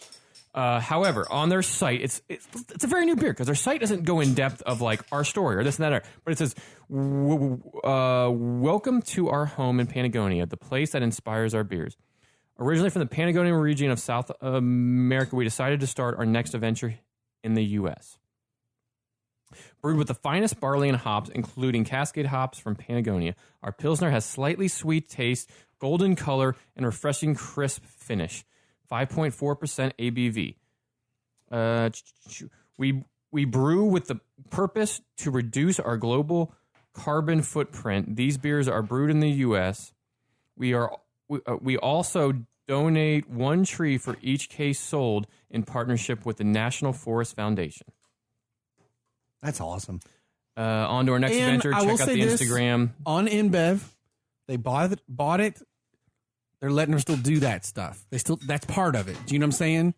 Because they could have bought it and wrecked it. Right. They or could have changed it. They could have bought it and not you dropped all that side of it. So right. I'm not that's a conversation for later. Correct. But I thought it was interesting because I didn't know that when I bought it at all. And then I started to do a little bit of research on it. Pacifico is owned by like a big, but I still dig my Modelo. Yeah. But you can find Patagonia, www.patagoniacerveza.com. And actually, the first beers of this, I actually had walking to the Pride match yesterday with Tony Soundsgood. He was kind of late to show up to the tailgate. And I said, you know, man, when you get here, I have a new Pilsner that I bet you haven't tried before that we can have. And we had it as we walked to the Pride game, which actually we lost to Portland. You're probably happy, Matt, there in Portland. But yeah, it's a pretty good beer. So it's interesting. Interesting bottle, interesting name, one that I hadn't seen before. So I figured, why not? Let's try it on the last day of the Premier League. The label's pretty slick. It's got a nice mountain lake with all evergreen trees and then the mountains in the back. And that's what I think that the Patagonia, the thing actually sued for. I think that's probably the updated label because they tried something different, and that's what they got sued for. Ooh. So interesting. Well, let's give this a go. I smell Try to do it out of I the smell bottle. like a very honey notes on this Pilsner. Very crystal, very clear, not straw yellow, maybe a golden yellow. It's tasty though.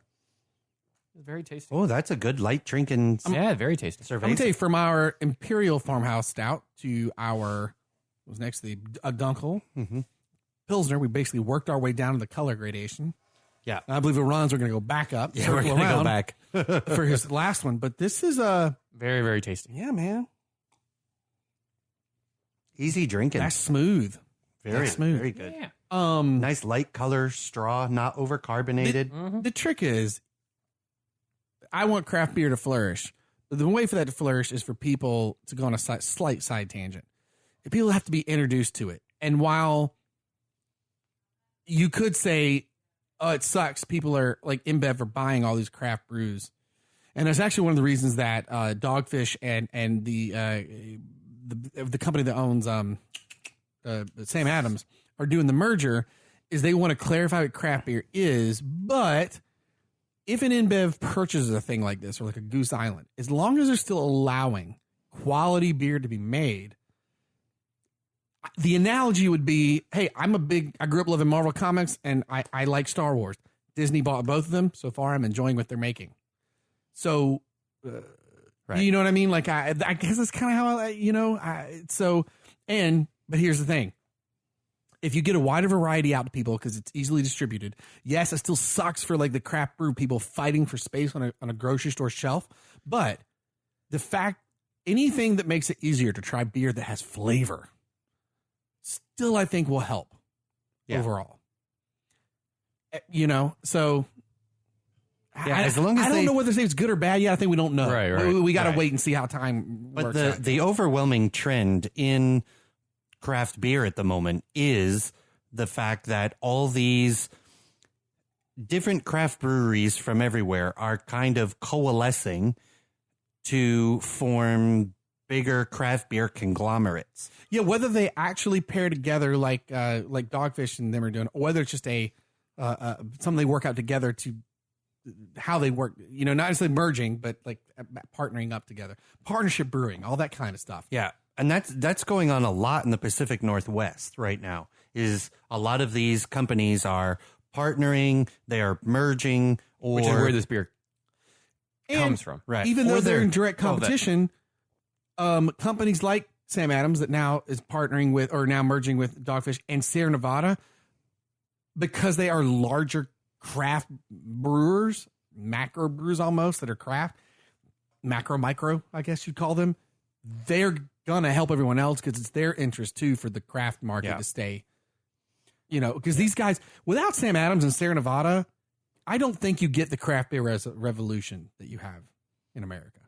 I think they are big components. I of think that for certain. Dogfish had really helped lead the charge in that. But I would still argue I don't think Dogfish happens until you have those two. Because Sierra Nevada was happening, Boston Lager was happening where, hey, it's just a lager, but it's got a hoppy flavor. And it introduced a place for something like Dogfish who was going to go way outside the box to enter in. What is that? What do you got?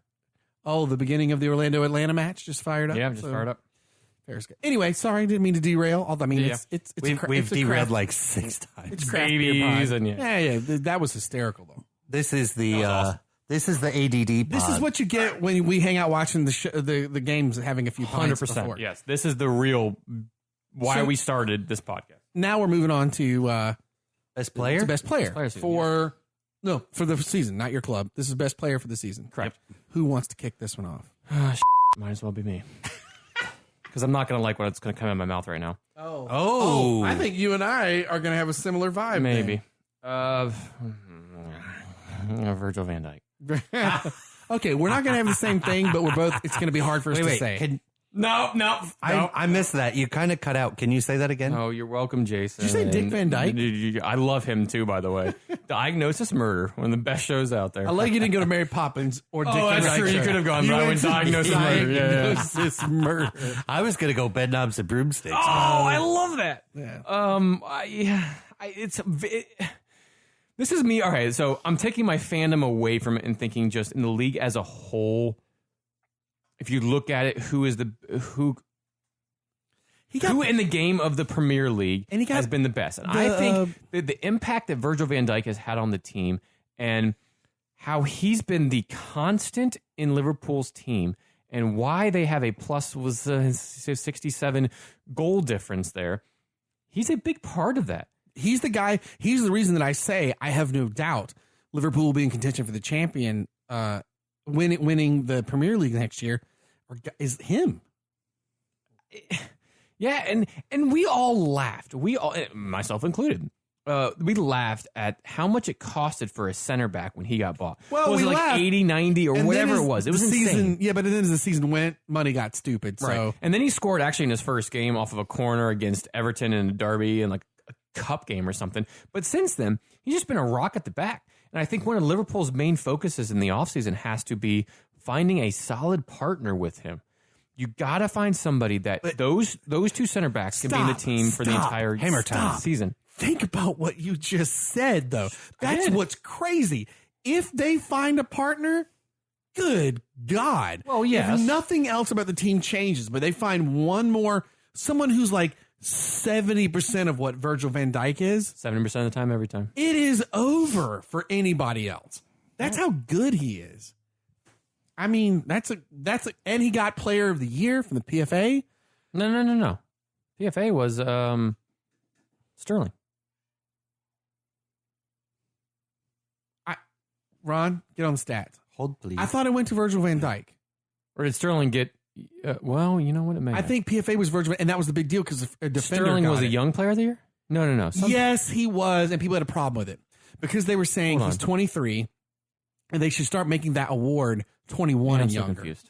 You know, you're right. I think that because that was a controversy. Not that they didn't think Raheem Sterling was great, but that it should be 21 and under, Yeah, I not don't know. 23 and I under. don't remember. I think PFA is Virgil van Dijk. It is. Anyway. Okay. All right. And his So the and young player of the was year, Sterling. Okay, gotcha. But that was Yeah, kind I of went the. It's with time to, you know, the way the game works these days, that the young players should drop to 21 or 20 on younger is what they were saying. I agree. Yeah, absolutely. They're like, because yeah, Sterling, right. Sterling could have. He was also up for player of the Right. year. And Like, look at your you know, own club. Yeah. Rashford is what, 20? 21? So If right. Sterling was out of contention because of age and Rashford won it, I wouldn't even bat an eye. I'd be like, yep, good young guy. And like, yeah. Anyway. Okay. Virgil van Dijk. Next. Who's up? Me? Ron, you should have let me go second. You are going second. No, sorry. Second after you, this Patagonia. That'd be third. We went with a 10%, a 5%. What is this one at? It's only like 5.4 or something. Okay. So we're averaging at 7.5 now. Roughly. Look at your math still on point. Even as the shoes. Here's go why on. he should There have it not is. let me go second is what I meant to say. I'm like you. I don't know what to say it. Eden Hazard. The only reason Chelsea Wow. is in fourth place I wasn't thinking that. and remain and the fact it should have gone down to the last day between Man United and Arsenal and Chelsea trying to get in fourth place. The reason that it was shut down and a guaranteed Chelsea being in the top four, which obviously ended in third, not fourth, but is Eden Hazard. And here we go. Hold on, I got some stats. As Owen Wilson would say, Wow.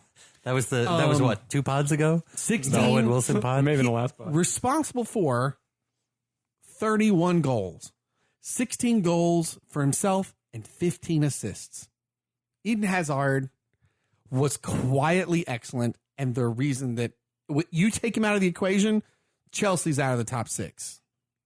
There's no one else. Oh, easily, yeah. He put that entire team on his shoulders. Now, if I had gone third and Ron had said Eden Hazard, I did have another person, but I won't say yet. We'll see who Ron goes with, and I'll let you know who my other person was. But Eden Hazard, 16 goals, 15 assists. Damn. Yeah. And on a team that he doesn't even want to be on. Literally put them on his back. They would not.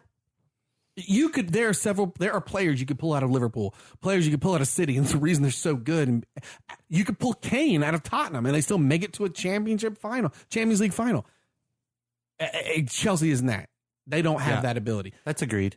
Eden Hazard, dang. Yeah. Between him and N'Golo Kante, I think but Hazard leading the charge. I think you're 100% right. And wow, so you went with Liverpool player and I went with a Chelsea player. I'm so curious to what Ron says. What the hell is going on in this pod? Mass hysteria. Dogs and cats living together. Tell them about the Twinkie, Ray. What about the Twinkie? So I kind of split mine up into an offense and a defense. Oh, Ron because cheated again. I'm not cheating. I'm being thorough. Because there were two players that I think really deserved to be, in my opinion, the best player. Here he goes. Wow, such hate. Giroud and Hazard, I guarantee you. Watch this right here. What did we say? Most beautiful player? I put That's Giroud right. down. No. Well, all right, you know what we should do? What Who should is the we do? most brutiful player? What does that mean? just No. We have to try to find next year a player that just embraces the beer game. Well, that's Vardy as long as That's true. Hands and down. chips on He the is our plate. first ever. Yeah, that's true. It's Vardy. So, from an attacking side, I will say Mane with his 22 goals, because Money. in the early part of the season, when Salah is just on a slump, Mane steps up, and consistently puts the ball in the back of the net. Yeah, I agree thoroughly. And let's not forget, we're going to get to Golden Boot later. Yeah. But Mane and Salah on the same team, both sharing a Golden Boot, is insane. Great. Just awesome. And that Salah did it back-to-back years, right? Because he won the Golden Boot last year. Yeah. Right. That he did it again this year after a very slow start from him. Mane was fantastic year. Mane. Mane's the one guy you can pull a Liverpool, and they're They're different story. right. Yeah. It's going to hurt. And then on the defensive side of things, Lucas Fabianski. Oh. West Ham not in 10th place without him. Interesting. He makes West Ham fighting for relegation without him. Yes. He makes Former Arsenal player, too. a And goal, Swansea player. a Premier League leading 148 saves. West Ham him, was so bad he had to save him. Dang, Yeah. Ron, this is, man. without We got to break him, this up to offense, defense next year, because it's good. True. without him, there is no West Ham. West Ham teetering on the brink of relegation. Guys, our without best him. player of the year, good variety of I choices. like it. These were good. Oh, man. All right, quick fire through your best player for your club for the season. Blake. Well, I mean, you shared the Golden Boot before the players. It's a Aubameyang. True. Okay. But really, I want to tell you it's a Aubameyang Lacazette, the pair. But It's not Torreira? You've been missing I a do player like he's been Torreira great. forever. I agree. If Aubameyang hadn't managed to tie out with the Golden Boot, I would be with you. But I think it's Aubameyang and the pair of Lacazette and Aubameyang. Arsenal, it is a context thing too. Arsenal has not felt dangerous up front in 3 or 4 years. They just have to play them both. No. Every game, regardless. There are two names should be on the score sheet for on the sheet for Arsenal every single Who's game. in the final for the Europa and not No, Manchester right. United? And they could have been in the top 4 for the Premier League had both of them started every single game. But if they had, they also might not be in the final for Europa. They definitely were playing. They definitely could gamble, and are playing for that final. I'm not saying you're wrong, It but could pay off. it definitely. I just think that Arsenal's been missing a player like Torreira for Agreed. yeah, Agreed. no, that's a good. It's a good. Not a bad shot to Ganduzi, Fellaini number 2. But again, he's had guys, himself a good we year as a had youngster. a tough time scoring, in years past. True. So that again, if maybe I change my mind. So if you he should have doesn't- gone like sentimental there. Like Ramsey was our best player of the season. if he hadn't gotten Actually, Ramsey's run up for that goal. I don't know who it was against. That full field goal that you guys scored that he started was a fantastic. if Aubameyang hadn't gotten that golden boot, I maybe would have changed my mind. But we just desperately needed a threat like that. Okay, so I said quick fire. No, We don't do that. no, Ron, Hazard, 16 goals, 15 assists. easy. I wrote on my note sheet. I guess Marcus Rashford. If I'm going to go anybody, I guess Marcus Rashford. I guess that's But so I will great. say, and I thought very hard. I do think under Herrera, and I'm not going to get off of that rant right now. But we signed Smalling, Jones, and Ashley Young, and yet we don't sign under Herrera, the hardest working player in the damn. Anyways. Under Herrera could have been our best player of the year because of what he did in the midfield to allow Pogba during that run of 10 games to be absolutely world class. And he was not mentioned a whole lot, but what he did in the midfield, box to box, worked his butt off. When he finally got some time under Solskjaer before he got injured, he was a game changer, in my opinion. And how we don't sign him, I know he's been with the club for 5 years. I got his, he signed one of my hats 5 years back when I saw them here in the States. But how we don't re-sign him, and we signed Smalling, Jones, and what is just a mystery to me. But I guess it would have to be Marcus Rashford because he came good and wore the number 10 shirt. And You know what's awesome when I I hear just this? contradicted the shit out of everything, but whatever. No, I was going to say, this is the first season in forever that I sit here with you two guys, and I think I'm the one who has the most hope going into the next season. That's because you're a Star Wars fan. No. It wasn't the first movie called A New Hope. I agree with after- him. No, I but, agree but with it's him. because of our teams fighting for spots. I think Arsenal's in the better spot between a Man United and Chelsea. Well, yeah, I mean- moving forward. Yeah. I got, man, the Twitter and social media world God is damn it. bizarre. Man, you are killing me. No, bro. Atlanta just scored 1-0. Oh, Of course no. they did. That's what it was. Who scored? Martinez? I don't think it was him. But I think people are hard on Emery, but I'm like, look, we're a few points ahead of where we were last year. We're in the same spot, but we're moving into the Europa League final. That is It's a success. That is a success. That would not have happened. And also, don't forget, much like Ole, Emery is coaching Wenger's team. Yeah. Now, if he doesn't make good moves, well, actually, let me pause on Pity that. Martinez. I would say if he doesn't make great moves in the summer, it's his fault. But there's an asterisk to that. And it was his first career if the- MLS goal. Fuck off. What? Are you still on? He's still in the Orlando City match Oh. because our defense is terrible.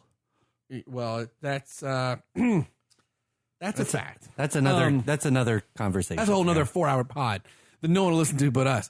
But Arsenal. Some of the people on just get rid of Emery. I've never what? No. No, there is No. more spark, hope, and excitement. And much like the Man United thing that I was arguing with you earlier, in the sense of, who are you going to get then? You know what I'm saying? No, you don't have anybody open to you that's going to, what? No. Or Arsenal going to sign Mourinho? That ain't going to happen. We got to move on. Anyway, but I'm just saying, it's kind of fun to sit with you guys and go, I'm actually very optimistic rolling into the next season. Well, But come on, Ron. That Seriously. makes one of us. You got to root. But that's why you're already in the Champions League. You got to root for Arsenal during Europa final. So it's only Ferris dangling around in Europa. rude. Speaking of Arsenal were actually tied into my best game of the season. If you guys remember back to December 2nd. I think you and I are the going to have the North same. London Derby, 4-2 to Arsenal. What a Son of a wild f***ing game. That's my game. Did we all have that? We all picked that. Oh my God, what a wild game, And though. I think the reason we picked it is because when the adverts go out and it's time for a Derby Day match, this is what you hope for as a neutral. And it was hard as an Arsenal fan. Absolutely. But this was the one derby Maybe the other one was the Everton one with Liverpool where they drew. But like, no. But, This game took the cake. But I mean, it's saying this feels like a derby. Yeah, This feels 100% a ugly 4-2 game. and Arsenal beautiful score a penalty, and then Tottenham score, and then Tottenham score a penalty. It's 2-1 going into half, and then 2 goals in the second half it was pushing. It was love this. Eric Dyer giving the shush to the Arsenal fans. Like, it was just insane. And this was the first game that came to mind for me when I thought of the best game of the season. Without even looking it up or doing anything, this was the first game that came to mind because you're right, Blake. It was the true sense of what a derby game should be like. When you see it's going to be Man U or Man City or Liverpool and Everton, or this is what you hope you're going to see. Yeah. And what's funny, I did the same thing. Zero research. That is the thing I slapped down and did not think you guys had picked the same game. We all did. But like, I picked it because I thought it was the most entertaining and fun match. And to go back to another match we talked about, one of our most important moments, Liverpool losing to Man City, Arsenal win this game, Tottenham not in the top 4. Arsenal is. Yep. I think my second one would have been the Tottenham-Everton 6-2 win, because that was also a very fun game. No. Tottenham over Everton 6-2. What was the Everton Man U game? That was 4. Piss off. Damn it. Let's move on. I almost put that down. Terrible. Just being a jerk. All right. So it's time to take a look at how we did this year with our predictions. Oh, God, I love these. I love these final season wrap-up pods. All right. It's going to take me an hour to edit the bleeps out. Yeah, it is. It's worth it. You have a sheet. Yeah, you have a long sheet there. Full, dude. I just think you should know that if you look on there, it's way more Ferris saying than anybody else. It is Ferris. Absolutely. Well, Man United just got in 6, so give me a break here, okay? All right. I will say, because of how Man United went, I knew it was going to be mostly. Yes, exactly. How we did, top 4. Blake, you weren't too far off it. You were pretty darn close. You had Liverpool first, Man City second, Chelsea third, Arsenal fourth. Pretty close. The only one that you didn't have, switch out Arsenal for Tottenham, and then you have it. Exactly right. No, flipping Liverpool and Man U City. and Liverpool. True. Yeah. I had Arsenal number 1. What the hell was I thinking? Man City number 2, Man United number 3. Again, what the hell was I thinking? And then Chelsea number 4. I think you were really going after that whole Lacazette Aubameyang playing every game. I still think they are a deadly Liverpool partnership. off of there. It's so fun. Well, yeah, of course I did. Ron had Liverpool first, Man City second, Arsenal third, Chelsea fourth. So again, kind of close, but not quite there. How it actually finished was Man City first, Liverpool second, Chelsea third, Tottenham fourth. Again, because I'm worried we're going to lose our listener, Kim. Why did none of us pick Tottenham? Well, because they had 0 signings going into this season. Yeah. Now, and their stadium got pushed back until February, March. Because you think if they'd have made those good signings, they wouldn't have had the struggle they had in Premier League, and we wouldn't be shocked in the Champion League final. Sorry, I know, but you know what? You speak of Arsenal, and they put all their eggs in the Europa League basket. What if Tottenham put all of their eggs in the Champions League basket? Well, that remains to be seen, but yeah, that's a. So far, it's but paid off either for way, Tottenham in the foreseeable past has not been able to really amount to much of anything. Yeah, but again, barely. They still got in the top 4. There's no chance they were going to get the top 2. But you know barely. what? No one cares if you're staying in the top 4. They care if you're winning trophies. And let's be fair. True. Tottenham's 4th place spot was due to the misfortune of others more than them doing well. Yeah. I mean, you know what I'm saying? That their destiny was not in their hands in that respect. Like, they're lucky they took a slide. They're lucky Arsenal took a slide that was just a little bit worse. You know what I mean? Like, it was, who would have picked halfway through the season that Chelsea would end above Tottenham? Right. That's what I'm saying. Like, right. True story. That's the Pochettino Tottenham question has still not been answered yet. That mofo, they need to have a good season next year. They need to, even if they lose the Champions League, they need to have a good run in it. They need to have a good run in the Premier League. I'm not saying you necessarily have to win the Premier League, but make it a top 3 race instead of a top 2. Yeah, Tottenham's got to do something to get over this slump that they're in. This almost ran. Yeah. But It's, and I call it a slump only because they're always a bridesmaid, never a bride. Yes. Well, that's the perfect. That is the perfect. I don't mean to be sexist about it. No. But that's a great description. Like they can never be really challenging. They're always just hanging out there. And listen, listeners, I'm the only Arsenal fan, so don't be mad at me. At us, two of them are not. I always feel like I'm always Tottenham. Well, you are, but right, yeah. Well, whatever, Tim. You won again. We'll get to the fantasy league in a little bit. Dang it! Good job, you jerk. And the ones that we had else in there that did not make it, Arsenal finished in 5th on 70 points, and Manchester United, of course, finished in 6th on 66 points. Wait, where did Manchester United finish? 6 on 66 points. Okay. Well, think about that. 6 on 66 points. That is not a good omen. Nobody. That is, that is the omen. Right. I was going to say that's now being that we're the Red Devils. Okay, so maybe it brings us luck. You're Satan's team. We're Satan's. It's good to know that. God darn it! I saved that for you. All right, moving along. Golden Boot. Blake had Aubameyang, I had Aubameyang, and Ron had Harry Kane. Which might have happened, but he got injured. But Blake and I were actually correct, sort of. There was a 3-way tie this year for the Golden Boot. Sadio Mane with 22, Mohamed Salah 22. How wild is that? The 2 Liverpool players both end up the top boot. And then Pierre-Emerick Aubameyang with 22 as well. So a 3-way tie for Golden Boot in the Premier League. Sir Harry of Kane finished with 17 goals. I think he was in the top. He was in the top 10, but not in the top 5 right now. So what's nuts though? When he got injured, he was right up there. Yeah, he was right up there. Right there. It probably should have been a 4-way tie. Aguero had 21. So close. So close. And he would have had to score his second. And let's be fair. Today. Aubameyang would have ended below Aguero, but he scored a brace today. Like, this was a really fun little race for Golden Boot. Absolutely. I think it was 98. There was 3-way tie. I saw on Twitter somewhere earlier. It probably would have been what, Shearer? Yeah, not the 98, 99 year. If you find that, let me know. Yeah. Maybe Shearer, Van Nistelrooy, and somebody else. Anyways.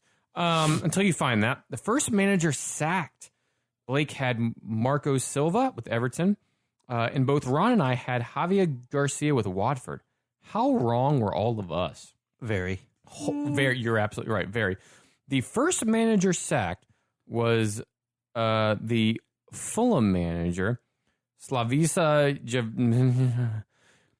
He was the first manager sacked in the Premier League, the 16th overall in the football leagues. Interesting. And then there was a whole it's kind of like in the Premier League. Once one manager gets sacked, then it opens up the floodgates to a whole bunch getting sacked. And there was a whole slew of them afterwards. But both Marco Silva and Javier Garcia are both still currently employed as managers with the club. Isn't that crazy? And Watford, in all rights, had a very good year and will end up in the FA Cup final. Argument that if they have an okay offseason, that fight for top 6 is going to be real hard, because I think Everton could really be in part of that, and the Wolves maybe. Mm-hmm. Did you find the last time that there was a joint score? I did not, but I did find something interesting. Sure. Another stat I'll throw out here real quick.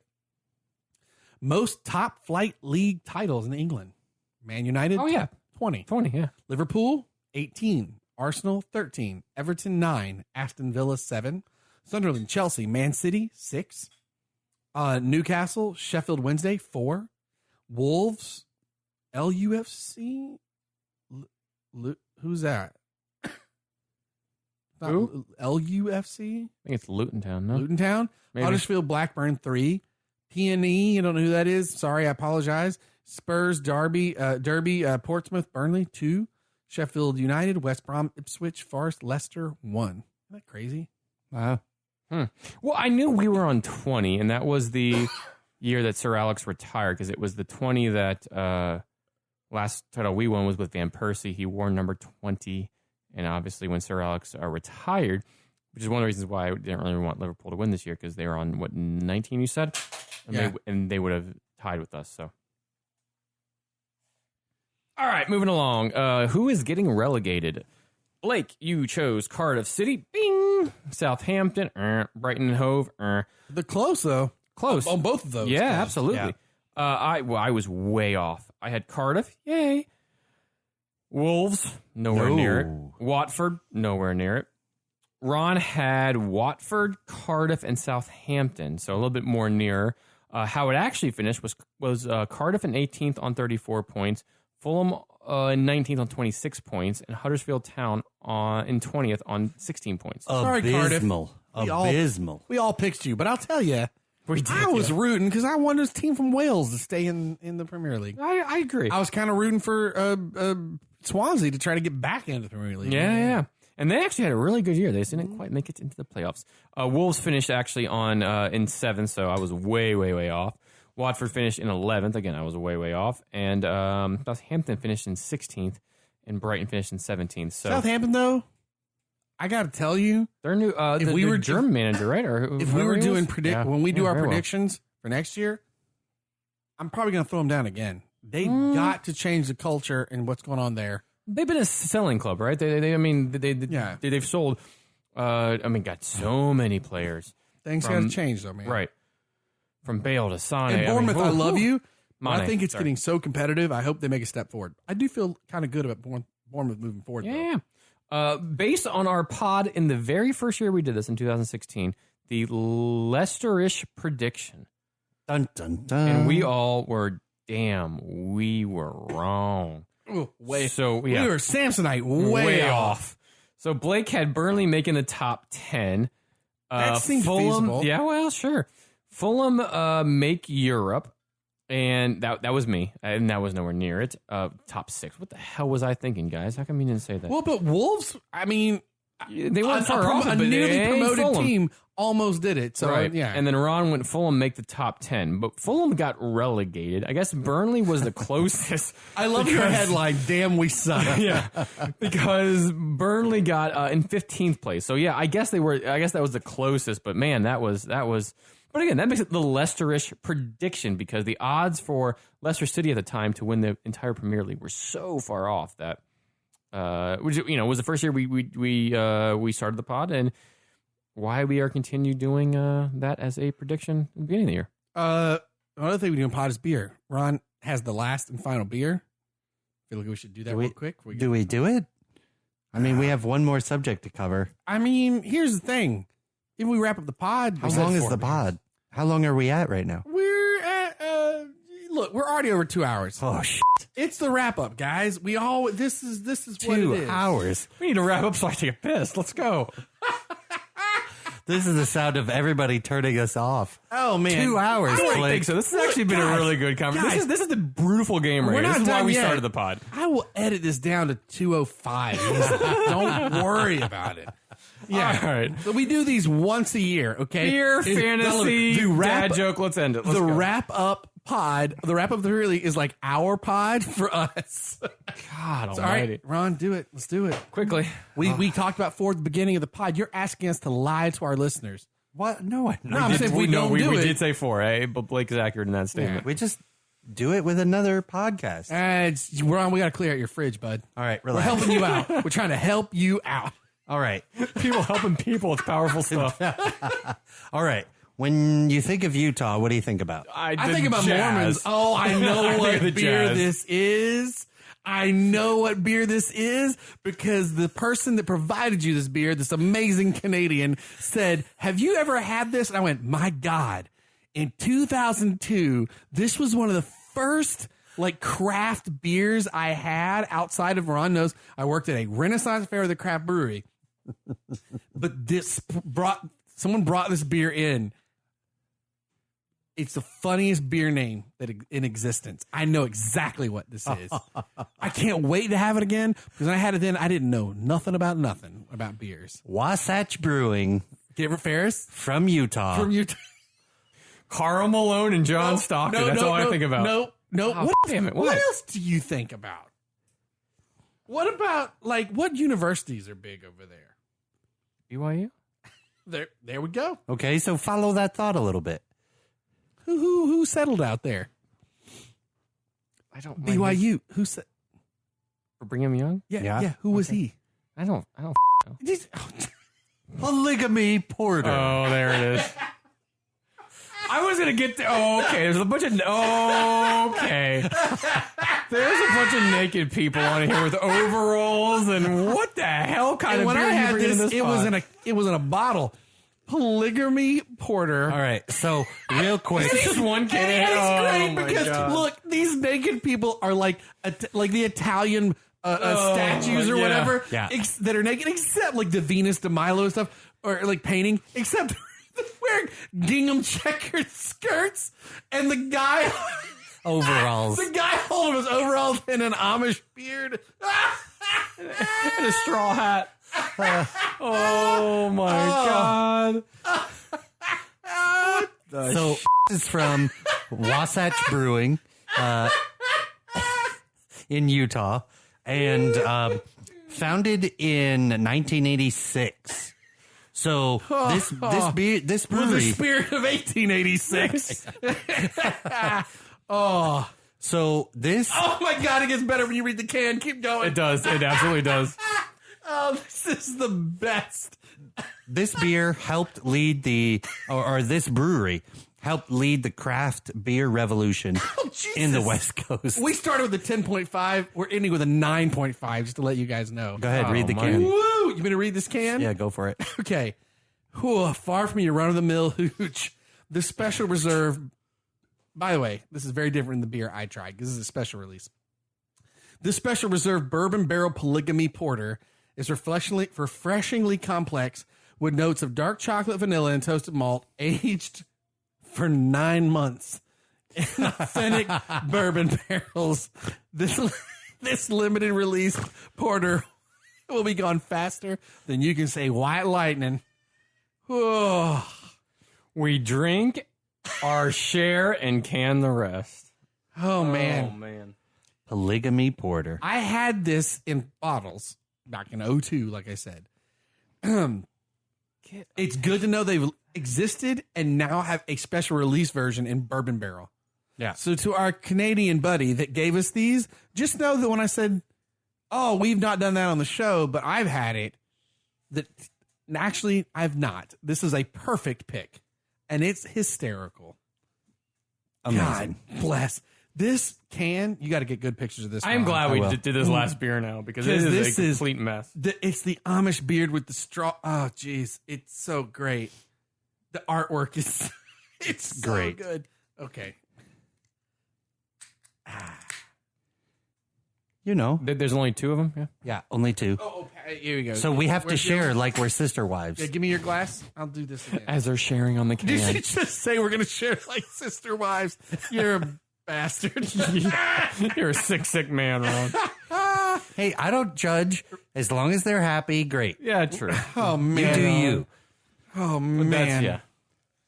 Ron, this beer just became even better. What a mess this is. So, gents, I will say this is probably one of my most favorite pods that we've This done. might be my favorite one since the first one.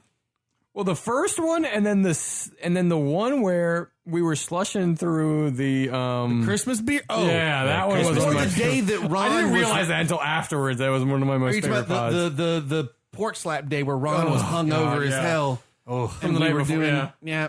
that was also a good day. I think that was the only time I've ever That's been dark too, hungover. ain't it? Oh, that was rough. So here's my weird mutant ability I have. Uh-oh. From you can pour 3 beers at a time. Well, know that when Ron and I hung out a bunch with this guy who really kind of introduced us into a lot of craft beers, because he did it, I got real good at like taking a can and splitting it evenly amongst 3 glasses. Like it just was like a thing I got thanks, used to. Ron almost made it, but he had to go break I'm the seal. hanging on. I'm right there after him. I am right there. Oh.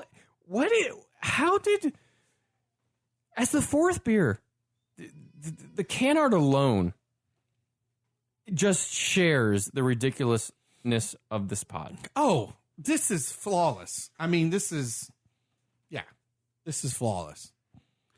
Oh my goodness. 9.5 alcohol. I even asked, how are you guys doing? Because mine was high. My first one, 10 and a half. Yeah. Dang, this is 9.5. Then we went what 4 or 5 and 5, or and we're so close. We literally have barely anything to talk about left. yeah, right. It's mainly just pouring the beer and then just enjoying it and getting them.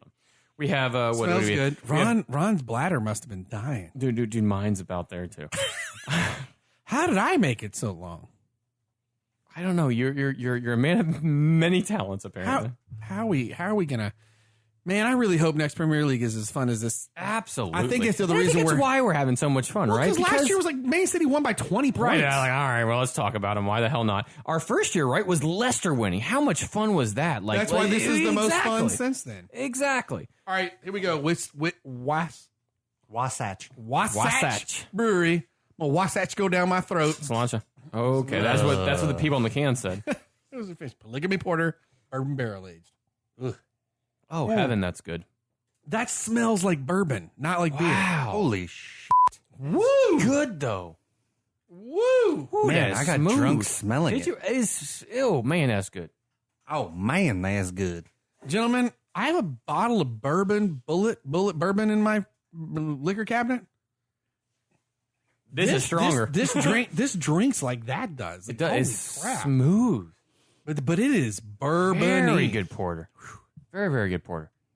Would you like to try mine? We just I got see what you did there. I could resist. Would you like to try mine? Oh man, Polygamy Porter. Okay, so the last thing we're going to talk about is our fantasy league. Fantasy League update. Kim killing us, pulling a Man City, winning twice in a row. Yeah, it's true. And yeah, he's a Tottenham fan. Cruel Summer FC. I love the name 2,115 Satsuma points. Otoku. I love his name that he has on there. Some very. So we had the largest fantasy league that we've had to date. So awesome for Kim doing that. We had Josh coming in second, not too far behind him he had a actually. good Right, season. 2,076 points. Then we had Jeff, which I believe Jeff Vuksta. He's you actually met, yeah. he's actually coming down to visit down in Orlando next week. Hopefully so I'm I hoping can we meet can him. get up Yeah, with that'd him. be fantastic. And then we had Frank coming in fourth, and then the comeback of the year right here. I want to say so myself. Son of a Begovic finished in fifth. That what was you did myself. And then I will hold this over his head for a long time. Druid Awakening. I finished above I'm Phil. sorry, Phil has one of the best names. does. Though. Absolutely Rude does. Awakening. Oh, it's so good. But I did end up finishing the year above him, which did not look that case for a large majority of the year. And I thought I was actually catching up to overcome you, and then I did not quite pull and it off. you finished in what would be seventh. Blake Brutiful FC. Amanda Scott finished in eighth. Not in the Face FC. That's also a good That's a name. pretty good name. Not in the grid. Jared King, Tatooine FC finished. Personal favorite. Correct. Finished in ninth. Josh, this is a pretty good That's one also a too. good one. $1,000,000 baby. Yeah, that's. Josh, I love you, buddy, but I'm That's still a rooting good against one. Chelsea on the 29th. No, but that's probably my favorite name that we have in here right now. That was. I forgot to mention Josh's name in second. So two Joshes have the best names in here. Josh in second was Pog Bust FC, and then Josh in ninth, $1,000,000 Baby was in ninth. So some very good names there from the Joshes. And then Mr. Keller started off strong, but a personal favorite of mine on the team name, Shaken Not Stirred, finished in 11th, just outside the top 10. And then we had a whole slew all the way until 5th or 16th. But you know who finished in last, gents? I'm going to call him out. Whoa. Matt Matt did in Matt last. from Atlanta, now in Portland, finished in last. Matt, I love you. We'll make a little fun of you because I know there are people above you that did not do any work. That's the crazy thing. I have an old friend from college that decided to join in. He has one of my favorite names too, Caesar Sala. That's a good one. That's a good one. He didn't do anything. Thomas Barnett, he did nothing to work on it. So Matt, call up the Villa. The first problem was naming your team after Villa. Right. Okay. In fairness, Villa could go up, right? Because we were talking about earlier in the pod. True. They won the first like If Villa 2-1, comes but up, goes it's not up, over yet. we owe him. But it goes back to, does anybody really care about Villa? Oh, Matt, it's on. And like Steve Bruce got fired. He was like the 5th or 6th person to get fired in the English Football League this year. If Bruce was still coaching him, I'd be rooting for Villa to get in because I want. That's true. You want Pies and Son involved. This moves us into a great wrap up of the season. My fears moving forward are no Mourinho, no Steve Bruce's, no Van Gaal types, no like who's going to be an idiot? What's with Pep and freaking Klopp coming in being respectable? Those classless ass. But they're so classy. We need people to be idiots. Yeah, we do need people to be idiots. It's crazy when your most outrageous manager is Wenger is sorry, and only because he may have walked out. And the only thing that we can talk about really is like, is Pep gonna wear a sweater or a hoodie? Like, that's true. Yeah, right. I mean, how many pairs of glasses is Klopp gonna go through? What kind of glasses? With all these respectable coaches, we need some. We're kind of in the Premier League blue period right now for managers. We need some crazy. Come on, we need somebody to take that fall on the ground for a change. Proverbial bullet. Right, exactly. Someone please hire Jose for next year, or Van Gaal. Oh, yes. Brighton Hove hired Jose out. Wouldn't that be fantastic? And then he wins the league. And then he wins the league with Brighton Hove. Yeah, exactly. It'd be so great. It was a good season, guys. Fantastic season. That was awesome. Well, for some of you. You're still in the top 6. Thank you. But you suck. I just think you said to me all year long. Join me on the Arsenal side of things. I like to think of myself as a fun neutral enjoying the season. That's as it was. You have a successful season no matter what happens. I do when it's all said and done. I feel like I go into next year very not confident, like, we'll win it, but like after 5 years of just what's the worst thing I felt like we could do? Stagnate, but slowly sink while you're stagnating. That's what that felt like. This is a step forward, And I tell you, if Emery pulls off winning the Europa, that makes very signing him. For you guys, yeah. That makes signing him to come in after Wenger look like a really big deal. Now, what's weird on the flip side? What if Sarri? Could you not see Sarri winning Europa League and still being mess Chelsea have been on? But could you not see Sarri winning Europa and still getting canned in the summer or quitting? Oh, I could see him quitting easy. That's what's weird. Like that's what's bizarre. Whereas Arsenal, like that looks like a good success. Chelsea already in the top 4, but yet something's off. It just, like I said, it's a lot of that front office stuff, a lot of the ownership stuff. Do you know what Arsenal feel like? To me, they feel like a dad joke.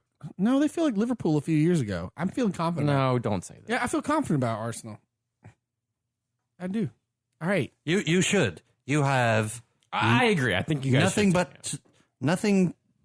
You should only be looking forward. Yeah, I'm looking good. Manchester United has to figure a whole lot of stuff out. They're just turds. I gotta hope for a strong summer. Enjoy 7th while Everton sits above you. You want to bet on that? Do you want to bet on that? Oh, that what? Oh, hold on. The Everton ends above Man United next year? Yeah, I'll bet on that. Absolutely. Oh, we found one. We did. Okay, a big old snapper. That snapper from like, oh my god, 7 years past. Yeah. I will bet on that if you want to bet on that. Should it be Everton or Wolves? I'll take either. I will take either. Okay. Either should the bet just be that Man United does not end in the top 6? Would that just be the bet? I won't go. I will not go that. I will. So you're saying I still lose if you're in 7th and the Wolves are in 8? Correct. No, no. Okay. I don't feel like that's right. I'm trying to play my cards a little bit smarter nowadays. No more ice cream floats. All right. Yeah, what was the bet that I lost on that one? That Arsenal would end above Man United. Not in the league. No. Because we finished in 2nd last year. No, it was the year before.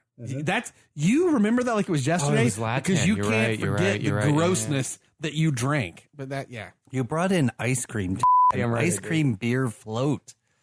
It was a good idea at the time. No, it wasn't. No, never a good idea. Okay, I have so much work to do to edit this podcast. Yeah, you do. Man,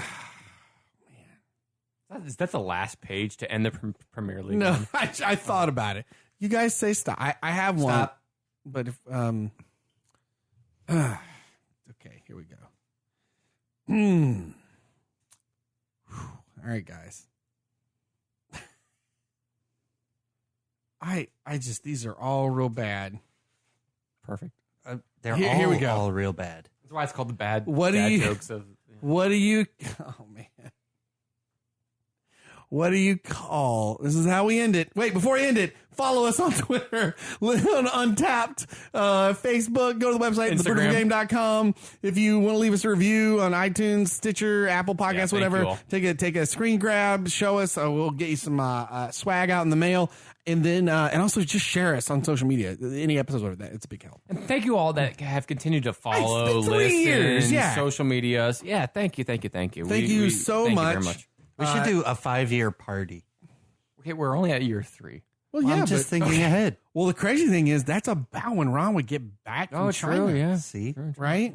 So, yeah, it's about to get a little, it's gonna be a little fun. Here we go, guys. Can't wait. What do you call a parade of rabbits hopping backwards? Ladies and gentlemen, we appreciate you listening to The Brutal Game as we wrap up here with our final dad joke. Again, what do you call a parade of rabbits hopping backwards? I don't know. A receding hairline.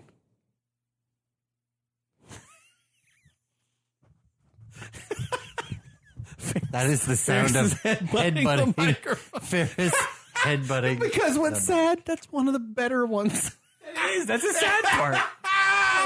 Cheers, gents. Cilantro Cheers. boys. Love the game. Cheers the beer. No, I said it wrong. Ooh, we had too many of these. Moving on. Good night. Love the folks. beer. Cheers the game. The Brutal Game. Thank you for bringing us home, Ferris. Why did Ron finish with another 10% beer? You're welcome. It's so good. Polygamy Porter. You know why? Because you can't have just one.